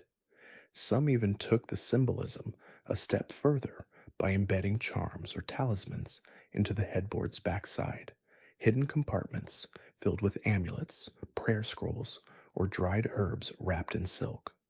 This secret layer of symbolism was known only to the family and was rarely spoken of aloud. You press your palm flat against the board now. It's smooth but firm, humming with quiet age. The crane still watches, the lotus still opens, and as you lie back, your head cradled just beneath their gaze, you begin to feel that strange and gentle power of being watched over by wood. You are nested in meaning, and surrounded by symbols that dream long before you do. You stir gently beneath the quilt, warmed by the thought of symbolic ducks and celestial cranes. But just as you prepare to drift off completely, your thoughts take a sudden detour into the rhythm of wheels turning on dusty roads, the clink of bronze reins, and the faint groan of overpacked wagons, because sleep didn't always come in one's own bed. Sometimes you had to take the bed with you. Tonight, you're not nestled in the quiet corners of Loyang or beneath the painted eaves of a scholar's home. You're on the move, traveling the imperial roads as a mid level official or caravan merchant, and your companion for the night is a marvel of ancient practicality, the portable bed. The Han Dynasty was deeply connected by a network of roads and trade routes, some leading west toward the Silk Roads, others threading through internal provinces like nervous veins. Travel was common, especially for bureaucrats dispatched to distant counties, or envoys tasked with inspecting grain stores or reminding a far flung relative that yes, you still owed the emperor taxes. But sleeping on the ground was, let's say, frowned upon. For someone of status, however modest, a portable sleeping frame was essential. You rise and stretch now, walking to the far side of the imagined room, where a folded wooden object leans against the wall. It unfolds with a soft series of clicks, hinges, beautifully joined, forming the bones of a low, travel sized bed frame.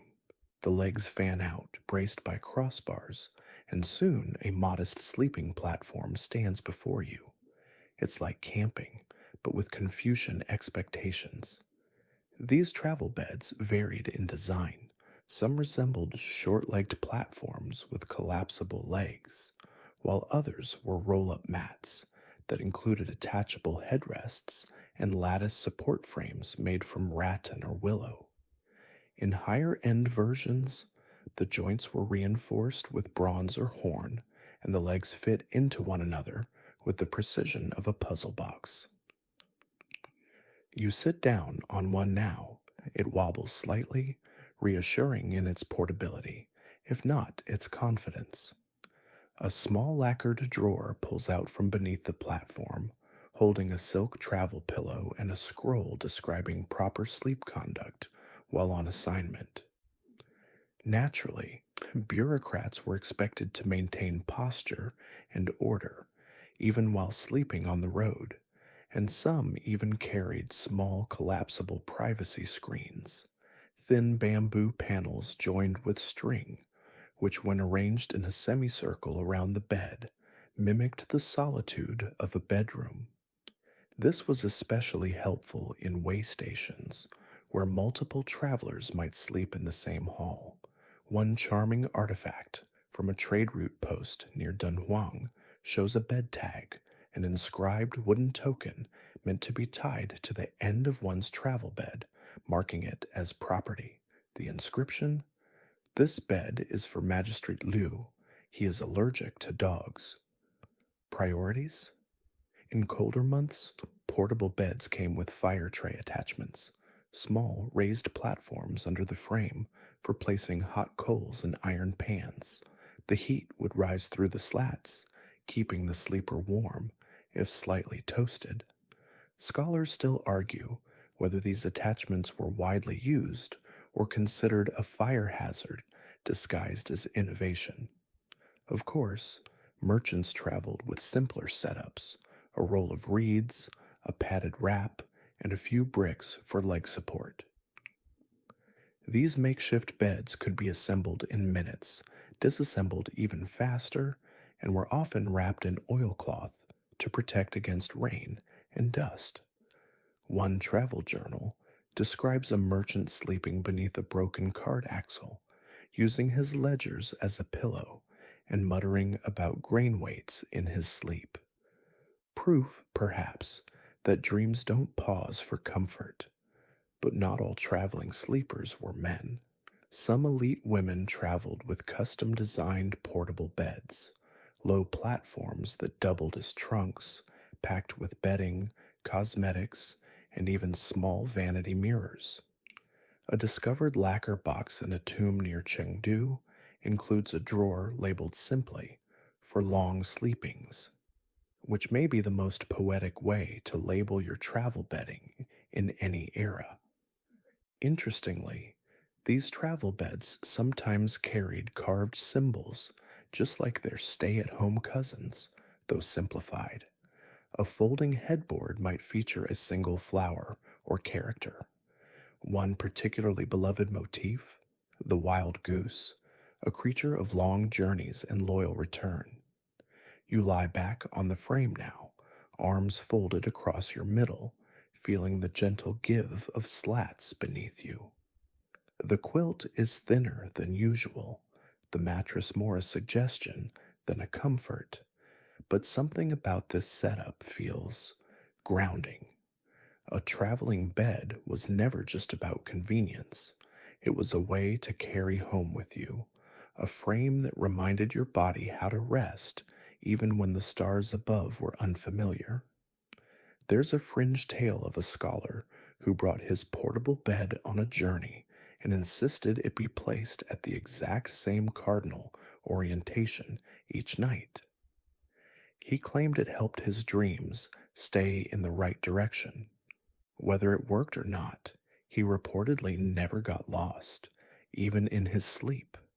And so you nestle down now, beneath an imaginary silk canopy tied between wagon posts, your travel pillow tucked beneath your neck, your feet angled toward the rising moon. You are folded, functional, and softly in transit, dreaming with one eye on the road. The road fades now, its wheels and wind replaced by stillness. Stillness so absolute that even your own breathing seems to echo. You're no longer wrapped in the humble warmth of a countryside quilt or the efficient creak of a travel bed. No, tonight your rest becomes imperial because you've stepped into a chamber where few ever tread, the Emperor's sleeping quarters. And the bed, the Emperor's sleeping platform, it is not just a place to rest. It is a stage, a throne laid horizontal, a sleeping space governed by ceremony, structure, and the careful choreography of silence. You take a step forward. The room is cavernous, layered in shadows and scent. Rosewood smoke curls from an incense vessel nearby, mingling with a faint trace of sandalwood baked into ancient lacquer.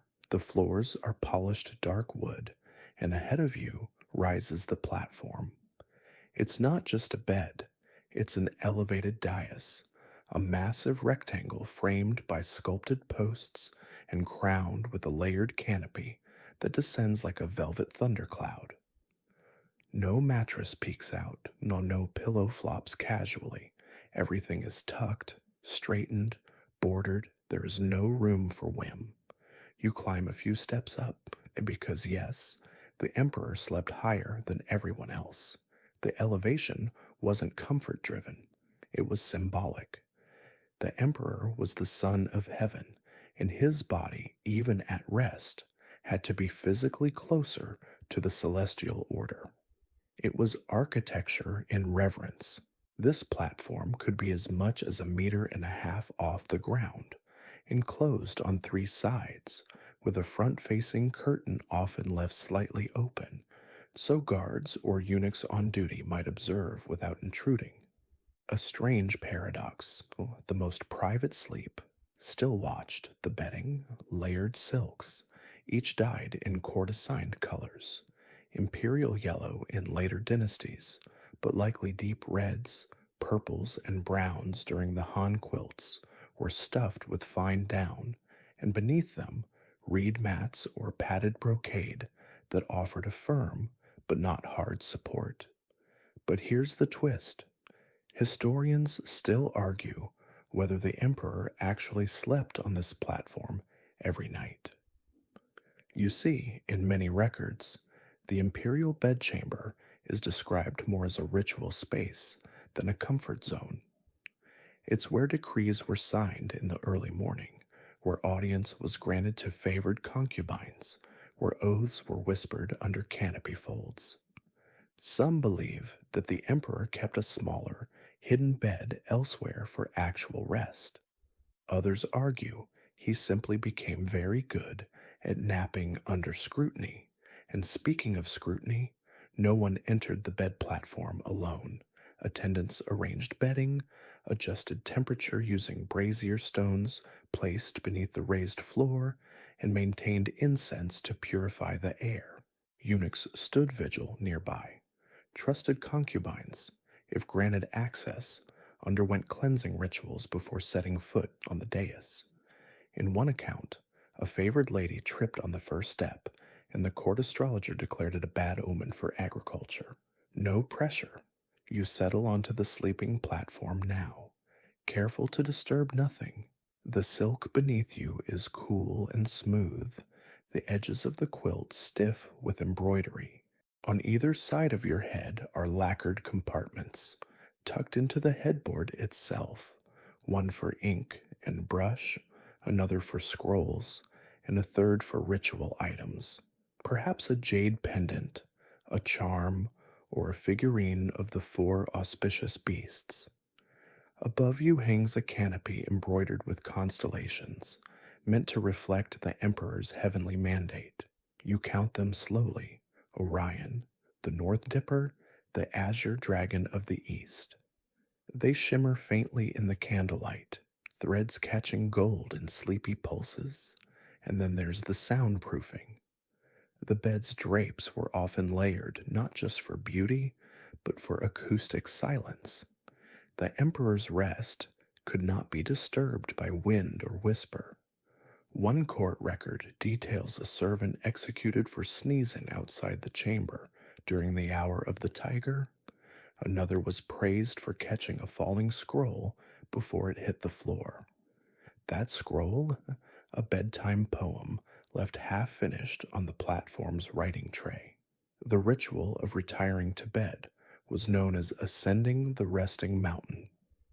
The emperor was escorted by ceremonial phrases, lights dimmed by a chain of silent stewards. A eunuch might recite a dream forecast prayer, invoking clarity and warning of inauspicious visions. Then, at last, the room would seal, and still, the emperor likely did not sleep well. With the weight of court politics, succession whispers, omens, floods, harvests, and military campaign churning through his head, dreams may have been more burden than balm. You lie now in his place, feeling not power, but pressure. The bed is too big, the quiet too loud. Still, some emperors found moments of peace. One left a note tucked beneath the headboard. I dreamed of my mother's song and awoke with no need for counsel. Just a sun for a moment on a very large bed. You settle back into the quilt, gaze lifted to the celestial embroidery above you, aware of every breath, every stitch. There is no wind, no creak, only structure. You are raised, revered, and softly held by the rituals of sleep made sovereign. You descend from the imperial dais in your mind, brushing off the layers of protocol like lingering incense smoke. The hush of empire fades behind you, and the floor beneath your feet is simpler now, tiled and slightly uneven, warmed by day's sun and still holding its breath through night. Tonight, you'll lie not in palatial grandeur, but beneath painted beams and dusty scrolls. Because now, you find yourself in the quiet heart of Han learning, in the private chamber of a Confucian scholar. And the bed? Ah, the bed is less a tool of sleep and more a theater for thought. You glance around. The room smells of aged paper and ink, with a tinge of herbal medicine tucked into corners. The walls are lined with narrow bookshelves carved from bamboo and pine. A brush rack hangs beside the bed, and above it, a single calligraphy scroll. Stillness is a river where the self may settle. This isn't just bedroom philosophy. For Confucian scholars, the bed was a continuation of the study, a space where posture, surroundings, and intention all mattered. You sit on the edge of the platform, noting how it faces due north, a deliberate orientation in keeping with feng shui principles. The idea was that sleeping aligned with celestial patterns encouraged moral clarity and mental sharpness. The bed frame here is made of walnut wood, rubbed smooth at the corners where fingers have passed for years. It's smaller than most, narrow and austere with no drapes, no decorations, just a single mattress, thin and firm, laid atop tightly bound reeds. Every part of it communicates discipline. Scholars often slept fully dressed, or at least in formal robes tied neatly, even in solitude. To lounge with abandon was seen as a slippery slope toward indulgence.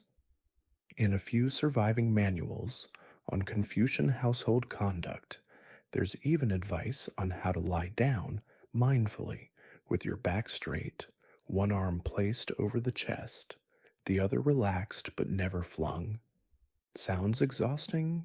Don't worry. They thought so too. One tongue in cheek passage in a private letter reads, I attempted proper Confucian posture through the third watch of the night. By the fourth, I was sideways and snoring.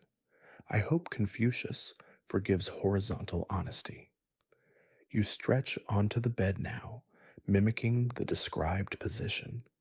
It's not entirely uncomfortable, but you can feel the difference, a design that keeps you present, not sedated.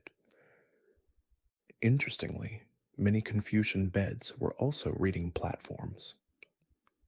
Rather than retreating from study at bedtime, scholars often used the last hours of the night to reflect on classical texts or pen quiet observations in scrolls. A small night lamp, fueled by sesame oil or dried reeds, might sit nearby. The gentle, uneven flicker of the flame was thought to focus the mind, like staring into slow moving water. One poem, scratched onto the underside of a bed slat, reads, when mind is kindled, let the body not retreat, for even at rest, thought may rise complete. But not every moment in these beds was solemn. In more relaxed writings, scholars describe the pleasures of daydreaming during midday naps, using the bed as a perch for long, wandering thoughts. I solved a legal dispute in my sleep, one boasts. Another claimed to have dreamed the perfect metaphor for virtue, but forgot it upon waking, only remembering that it involved a goose and a wooden spoon. Historians still debate how strictly these ideals were followed in daily life. Some argue that scholarly homes enforced them rigidly, modeling behavior for students and children. Others suggest that Confucian bedtime was more aspirational than actual, and that even the most upright scholar occasionally drifted into sleep while composing a line of poetry, drooling gently onto his silk sleeve. The bed frame itself often included a narrow side shelf for storing books, or even a small hourglass to mark how long one had rested. One rare find even contained a stone plate meant to cool the hands before handling delicate paper, an early form of manuscript protection.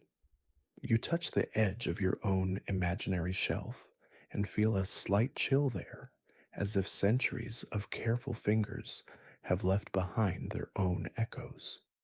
But most intriguing is the disciplinary scroll tucked under the mattress, a tradition in some households where young scholars would write out their sleep goals and review them each night. Self improvement didn't stop at sundown, and yet, despite all this structure, many scholars saw the bed not as a prison, but as a boat.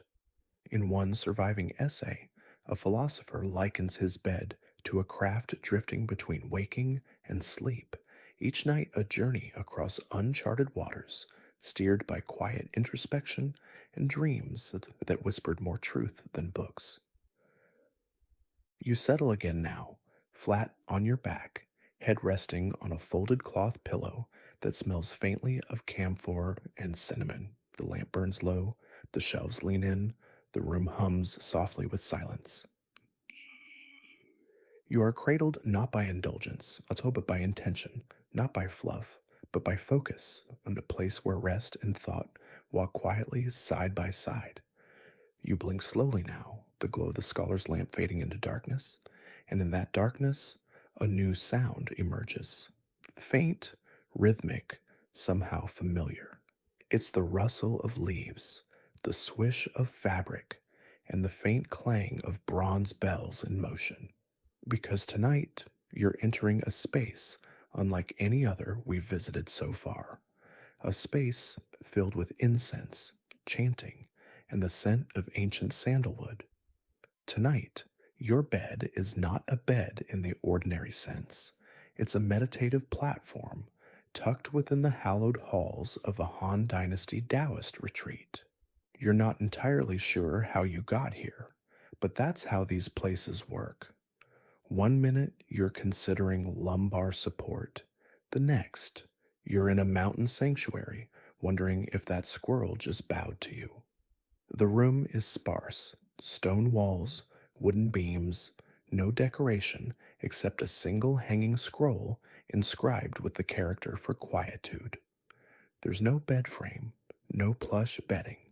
Instead, there's a low platform, barely raised, with a woven mat covering its surface. A thin quilt lies folded neatly at the side, and beside it, a headrest of carved wood, slightly curved, utterly unforgiving, and yet it feels right. You sit, then lie back onto the mat. The surface is firm, grounding, almost confrontational in its simplicity. This isn't a place for tossing and turning. It's a place for stillness, for listening, for observing your breath as if it were a passing cloud. Taoist practitioners believed in aligning the body, not just for comfort, but for cosmic flow. The bed, if you could even call it that, was a space to rest the body without cluttering the mind. Sleep here wasn't a retreat, it was an engagement with the Tao itself. The platform was placed deliberately in a north south alignment, with the head facing north to absorb yin energy, and the feet pointed south to remain in touch with the earthly pulse. It's said that one's dreams traveled more clearly in this configuration, though clearly in Taoist terms usually meant with more foxes and floating peaches. The pillow, if you can call it that, is carved from a single block of wood or stone.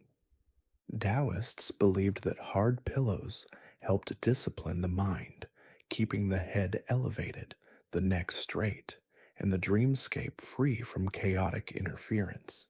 It also probably discouraged oversleeping, and while Confucian beds emphasized posture and ritual, Taoist beds emphasized emptiness. A monk might sleep on the same mat that he meditated on during the day. The act of lying down was seen as an extension of seated reflection, one that took the breath deeper, the mind quieter. You breathe in, the scent of burning mugwort drifts toward you, calming and earthy. This wasn't just incense, it was a ritual. The smoke was meant to clear the space of spiritual residue and lull the senses into harmony. One text suggests the ideal sleep space be as blank as morning fog, free from objects, distractions, even dreams if possible. You begin to notice the silence more acutely now. It's not the absence of sound, it's the presence of quiet. Somewhere, water trickles through a bamboo pipe. A wind chime stirs. It sounds slow and deliberate, like a bell being thoughtful. Historians still argue whether Taoist practitioners truly slept as little as some texts suggest. Certain scrolls describe monks rising after only a few hours to perform early dawn meditations, while others hint that dreams themselves were considered a form of wandering in the Tao and thus worth pursuing fully. Perhaps they napped in shifts, perhaps they slept longer during winter, or perhaps they just had excellent herbal tea. Speaking of which, beside your mat now lies a small cup, lukewarm, fragrant, its surface flecked with herbs, likely a blend of jujube, chrysanthemum, and ginseng designed to calm the spirit and aid lucid dreaming. You sip it slowly, its warmth blooming in your chest like a tiny sunrise. Some Taoist masters even encouraged pre sleep visualizations, guiding disciples to imagine their bodies transforming into mist or light. One passage describes the body floating above the mat like a gourd upon water, an image that somehow manages to be both silly and serene. And then there's the bedtime poetry. Taoist writings are full of verses composed before or after sleep, short, quiet observations like, "The moon climbs the rafters, my breath meets the dark, no one stirs but me and the cloud." You exhale again, your breath slow now, measured. The mat supports you. The wooden pillow presses gently into the base of your skull. You don't feel discomfort, just awareness. It's a different kind of comfort, this minimalist rest. There's no plush, no excess, just the whisper of your breath, the faint scent of herbs, and the sense that the world outside has receded to a respectful distance. You are flat, focused, and softly fused with the stillness of all things. You stir faintly, but the floor beneath your mat doesn't. The Taoist retreat has folded itself into your limbs now, its stillness soaked into your joints like warm tea into old wood. But tonight's journey is far from over. The next stop isn't a temple or palace. No, it's a little noisier, a little smokier, and a lot more alive. You've arrived in the bustling home of a merchant family, nestled in one of the Han Dynasty's trade cities, and here your bed is something of a marvel, a cross between necessity and indulgence, practicality and pride. This is a home that values comfort, yes, but also appearances, and that includes the bed. You push aside a wooden screen painted with phoenixes and step into the sleeping quarters. The scent here is different, faintly sweet, like dried plum and wood lacquer. The bed dominates the room. It's raised on four stout legs and framed by a low, wraparound railing, almost like a sitting platform that happens to accept nappers. You settle onto the edge. The frame creaks a little, not from age, but from fullness. Beneath you are storage drawers built directly into the base, their bronze handles peeking out like shy turtles. One opens to reveal a stash of folded silk garments, neatly layered atop each other. Another drawer holds bundled documents, merchant logs, delivery notes, even a small abacus carved from walnut. This isn't just a bed, it's a filing cabinet with dreams. The mattress is thicker here, woven layers of fabric and cotton padding, designed for both softness and insulation.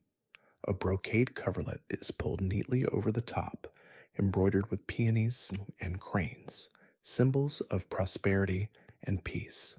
It's the sort of bedding that says, "We've done well this quarter." And above, a canopy frame, supported by four wooden posts rising from the corners of the bed. Light muslin curtains hang loosely now, but could be drawn shut for privacy or warmth. In wealthier merchant homes, these curtains were dyed with plant based indigo or painted with delicate scenes, mountains, rivers, a few overly dramatic clouds. You draw one closed now, and the world outside the bed dims. It's surprisingly effective. You're alone, but not cut off. The bed becomes a room within a room, a bubble of soft ambition. Interestingly, merchant families were known for customizing their beds to reflect their profession. A silk trader's bed might include embroidered moths or mulberry trees. A spice dealer's bed might be lightly scented with star anise and clove. There's one record of a tea merchant who kept sachet pillows filled with dry tea leaves, so his dreams could steep alongside his income. You lie back and feel the weight of the quilt settle over you. Unlike the austere scholar's bed, this one invites a little stretch, a little sprawl. The quilt is soft, the pillow layered, more comfort than ceremony. Still, rules applied. Children were expected to bow before entering their parents' bedchamber, and certain nights were reserved for ancestor prayers held from the edge of the sleeping platform. Even dreams were considered a matter of household importance. Seems one daughter of a Luoyang merchant reportedly had the same dream 3 nights in a row, a fish swimming in a sealed jar. Her father interpreted it as a sign that their inventory needed checking. It turned out a shipment of salted carp had spoiled in transport. Dream analysis, highly efficient. Historians still debate whether these merchant beds were closer in function to noble designs or remained utilitarian at their core. But evidence suggests that by the mid Han period, beds in commercial households had become multi use centers, storage, seating, and yes, sleeping zones. There's even mention of bedside coin boxes tucked into the frame. Some had false bottoms, others included carved reminders to save for spring, or more ominously, do not lend without receipt. You consider engraving that one above your own bed. As you drift off now, you can hear faint sounds from the rest of the house. The pot lid clinks in the kitchen, someone yawns in a hallway, an ox cart rumbles outside, taking goods to the next stall before dawn. You are surrounded not by ritual, but by rhythm, not by silence, but by a soft hum of commerce. And still, your bed holds you, sturdy, storied, and quietly proud of its hidden compartments. You are horizontal, housed, and humming gently with dreams of prosperity. You shift slightly now, the quilt brushing over your chest, and you sense something subtle in the air, an almost imperceptible scent of incense, a whisper of camphor, a hush that doesn't quite feel like sleep alone, because in this room, the bed you lie on is not just for dreams, it's also an altar. And maybe, if you listen carefully, you can still hear the prayers woven into the frame. Tonight, we've stepped into a Han Dynasty household where the line between the sacred and the domestic has gently blurred. The bed you occupy now is more than furniture. It is a stage for ritual, a vessel for spirit, and a container for memory. And yes, sometimes still, a place to nap after too much millet wine. The first thing you notice is the placement. This bed doesn't sit flush against a wall. It rests on a raised platform, slightly to the side of the main family altar, positioned deliberately to catch the morning sun and face east. According to traditional belief, this orientation harmonized with the key of renewal, important when you're trying to recharge your body and incidentally appeal to the ancestors in your sleep. The bed frame is wider than most and edged with painted panels, each etched with imagery, cranes flying over pine trees, children offering fruit to elders, stylized clouds curling around mountain peaks. You recognize these not just as decorative motifs, but as symbols of longevity, respect, and intergenerational blessing. In one panel, a tiger naps beneath a plum tree. In another, a scholar stands beside his mother, presenting her with a wrapped scroll. You get the sense that this isn't just bedtime decor.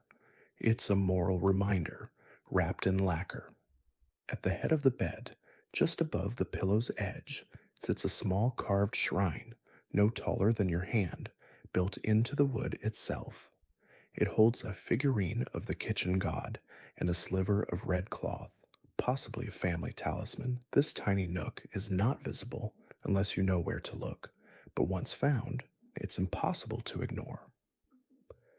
Some Han households believed that the bed was a liminal space, a threshold between life and dreams, between waking and the ancestors. It was common for family members to place offerings beneath the bed frame, small bundles of dried fruits, folded paper charms, or coins stamped with protective phrases. You glance below and spot one such coin now, its face worn smooth, tucked just beside a small ceramic figure of a dog, a guardian spirit meant to protect sleepers from both illness and unwelcome dreams. One fringe belief held that bad dreams could collect in the corners of a room unless trapped by figurines or written charms. Beds, being rectangular and dream heavy, needed extra protection, and during certain festivals, especially the Ghost Festival or Double Ninth, these beds became literal altars. Family members would drape them with red cloth, light incense at the foot, and kneel before them, reciting prayers or quietly remembering departed relatives. Children would crawl beneath the bed frame to retrieve or place offerings, turning the underbed space into something more than storage. It was a sacred crawl space, if you will. You press your hand flat against the quilt now, feeling the faint ridges of embroidery. The pattern, a series of linked circles, each enclosing a different plant: bamboo, chrysanthemum, lotus, orchid. Together, they represent the four gentlemen, classic symbols of virtuous living. Beneath your back, you are literally supported by metaphors.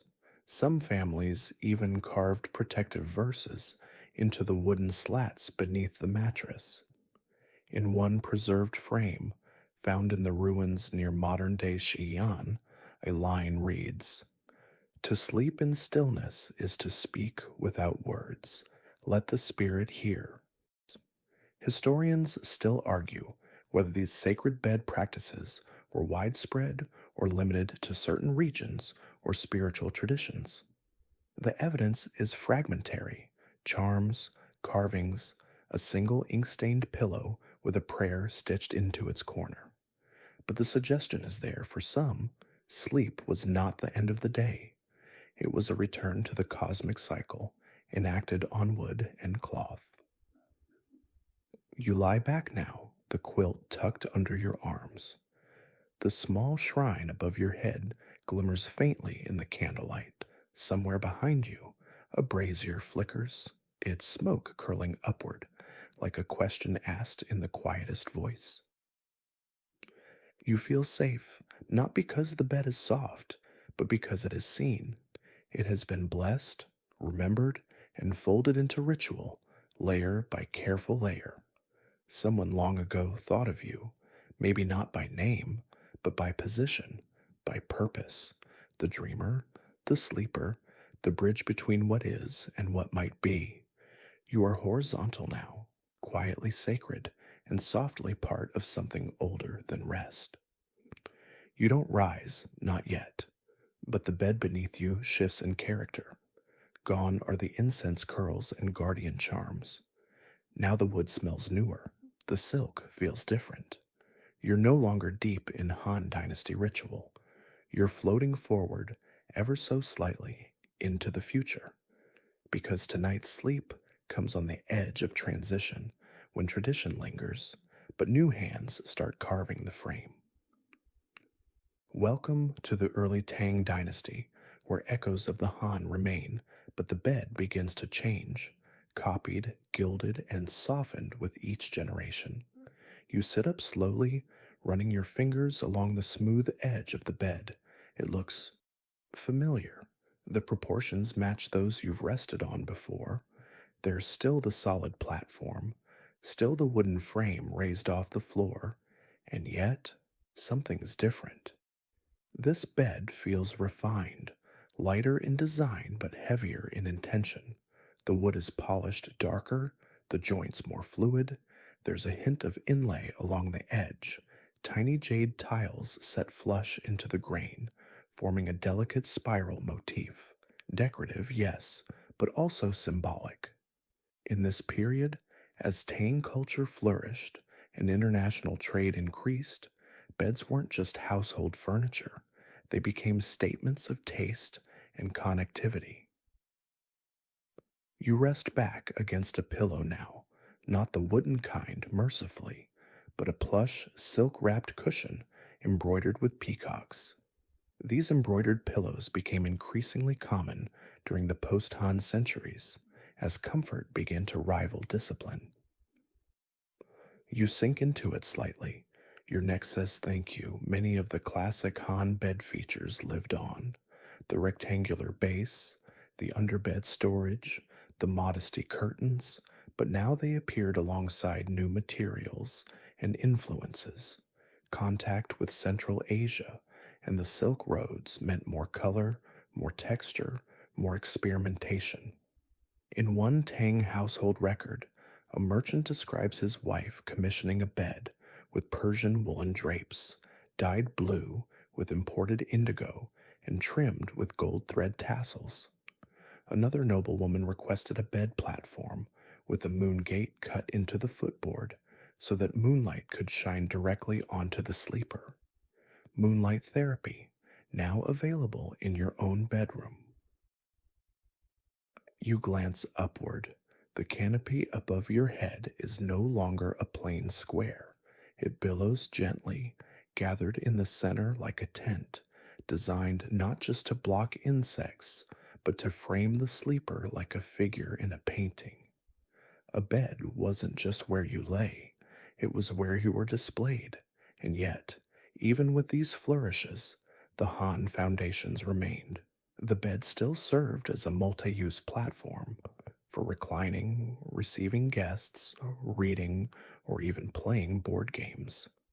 In some Tang households, the phrase, "Shall we sit on the bed?" became a common invitation, less intimate, more social. You pull a drawer open at your side and find a game of Liubo laid out, a few black and white tokens, a silk bag of dice, and a note: best played before second tea. Clearly, someone enjoyed late night strategy. The aesthetic shift extended to materials too. Where Han beds were mostly hardwood, Tang craftsmen began incorporating softer woods like paulownia, often lacquered in deep red or black, then painted with floral motifs. Some featured gold leaf, others bore poems inked directly onto the wood. You read one now near the headboard. Each night, the peach blossoms drift closer to my cheek, a line that is either extremely romantic or a complaint about orchard overgrowth. Historians note that Tang Dynasty bed design also reflected evolving views on the body. Medical texts from this era emphasized balance, circulation, and rest, and some artisans responded by crafting beds with gently curved surfaces to better support the spine. One eccentric physician claimed that flat beds invited flat thoughts. His solution? A hammock-shaped mattress that unfortunately never caught on. As you adjust your quilt, you notice its weight has changed. It's softer, stitched with fine cotton padding rather than rough wadding.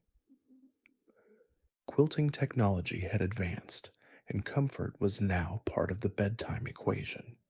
So were pajamas, by the way, loose-fitting two-piece garments that became common by the mid-Tang period, replacing the practice of sleeping in robes.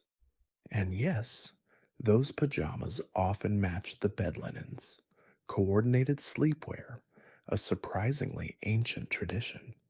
Yet for all the new luxuries, something in the room feels gently familiar. Perhaps it's the sound of the wood beneath you, still creaking softly like Han beds once did, or the pillow's faint scent of camphor, or maybe it's the awareness that, while materials and motifs evolve, the architecture of sleep remains surprisingly consistent.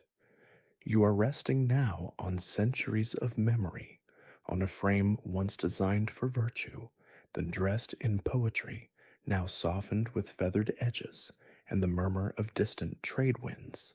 So, your quilt sighs as you settle, the headboard hums faintly with its etched verses, and the bed, like a patient teacher, carries you forward, resting you gently on the edge of change. You are horizontal, historic, and tucked safely beneath a canopy of borrowed stars. The air is drier now, not unpleasant, just older, as if the dust around you has been sitting in quiet observation for centuries, waiting patiently beneath tarps and beneath time. The scent of age curls in the back of your throat, faded lacquer, cool stone, and the faint memory of wood long buried. You're no longer in a living home, or even a remembered one. You're among the remains. Tonight you dream from the edges of an archaeological dig, because now we come to the beds that remain not in memory or poetry, but in fragments, the cracked, faded, unearthed traces of Han Dynasty bed frames, half disguised in the soil of forgotten rooms. You move slowly through a reconstructed site. Around you rise the hints of walls, pillars reconstructed from stubs and imagination. A low platform stands to your right, roped off and labeled with neat calligraphy on a museum placard. This, what's left of it, is a Han Dynasty bed frame. It looks like little more than a rectangle of charred wood and iron brackets, but to trained eyes, and now yours, it's a story frozen mid-sentence. The frame's original proportions have been mapped. 1.5 meters wide, nearly 2 long. A few slats remain, gray with time, warped but holding. The headboard is gone, but its ghost lingers, marked by 2 carved sockets where posts once stood. No lacquer survives, but scientists found traces of cinnabar pigment, a bright red once associated with vitality and warding off illness. You crouch closer. A fragment of bamboo matting lies half buried in the earth beside the bed, a sliver of sleeping surface preserved by coincidence, or perhaps by care. And beneath the platform, archaeologists found ceramic shards, remnants of a small storage jar. Maybe it once held rice, or ginger, or dried rose petals to ward off ants. They'll never know for sure. These bed remains have been found in tombs, sunken family homes, collapsed city ruins. Some are complete enough to recreate in full. Others offer only corners, literally. One excavated bed from Sichuan was identified solely from a leg post shaped like a lion's paw, found wedged between roof tiles. You place your hand gently on the reconstruction. The wood is cool beneath your palm, coated in preservation resin, but still giving. And though this bed hasn't cradled a sleeper in over 2,000 years, it somehow still feels like a bed. It carries the suggestion of rest, of someone having once lain here, arms behind their head, watching sunlight drift across a ceiling long since caved in. One of the more curious fragments unearthed was a section of headboard paneling etched with a phoenix, its wings half gone, but tail feathers etched with delicate precision. Scholars argue whether this panel belonged to a child's bed, a young bride's, or a government clerk's attempt at style. No one knows, but the detail is intimate. It was meant to be seen at eye level from the pillow's edge. You shift your gaze to a nearby display case. Inside, a bronze pillow, green with patina, shaped like a lotus pod. Beneath it, the museum card notes, excavated from tomb 27B, Western Han, probable female occupant age 30 at 35. The archaeologist's description is clinical, but you wonder about the woman who used it. Did she sleep well? Did she complain about the cold in winter? Did she dream in verses? In another wing of the exhibit, there's a full reconstruction based on fragmentary data. A Han bed built not from preserved wood, but modern cedar shaped to match the original mortises and post holes. You lie back on it now, carefully. It creaks faintly under your weight.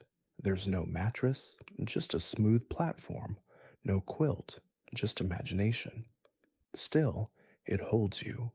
One surprising discovery came from a collapsed estate near modern-day Anyang, where a full bedroom floor plan was preserved in ash after a fire. There, archaeologists mapped a square shaped bed frame, a round cushion, and a series of diagonal scorch marks, perhaps a curtain rod or canopy structure. The bed was angled toward a window, and next to it, a child's toy, a carved rabbit with wheels. Historians still argue whether this room belonged to a noble family or a lower level magistrate. The evidence is contradictory, but everyone agrees the bed was central. As you breathe in now, eyes half closed, you feel something unusual, a kind of empathy across time. These fragments, slats, pillows, carvings, aren't just artifacts, they're echoes of rest, small architectural ghosts. They remind us that even in ancient homes, amid laws and wars and dynasties, people just wanted somewhere soft to close their eyes. You shift gently, the invisible quilt brushing your collarbone. The wooden frame beneath you, though a replica, groans like it remembers its original voice. You are lying in an approximation, and yet the sleep it offers is just as real.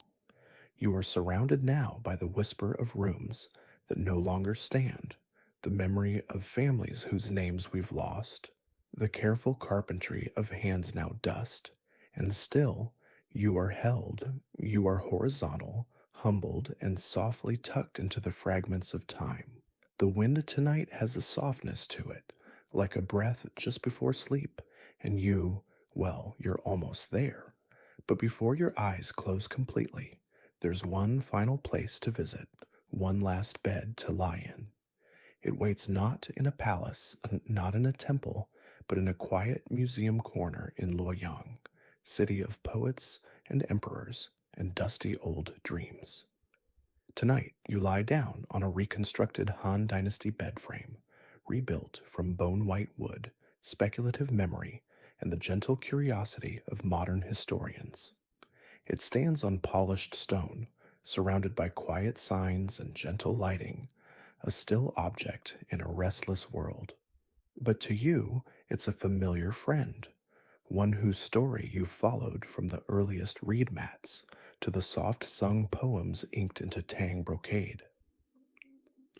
This bed, while modern, draws from every era. Its base is modeled after the platform styles found in tombs around Xi'an. Its legs follow the elegant curvature noted in aristocratic homes. The headboard blends motifs, half phoenix, half vine.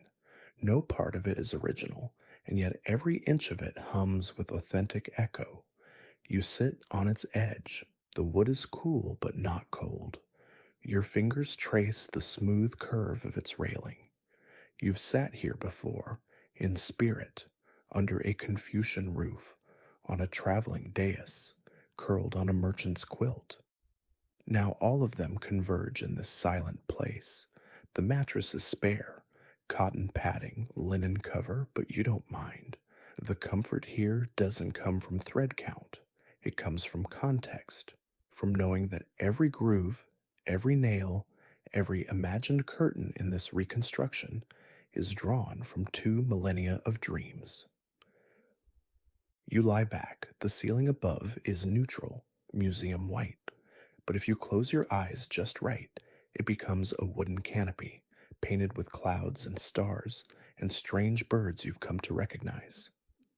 Beneath you, centuries of slats and beams, metaphors and pillows, altars and abacuses, dreams and diagrams, and the sleeping breath of generations.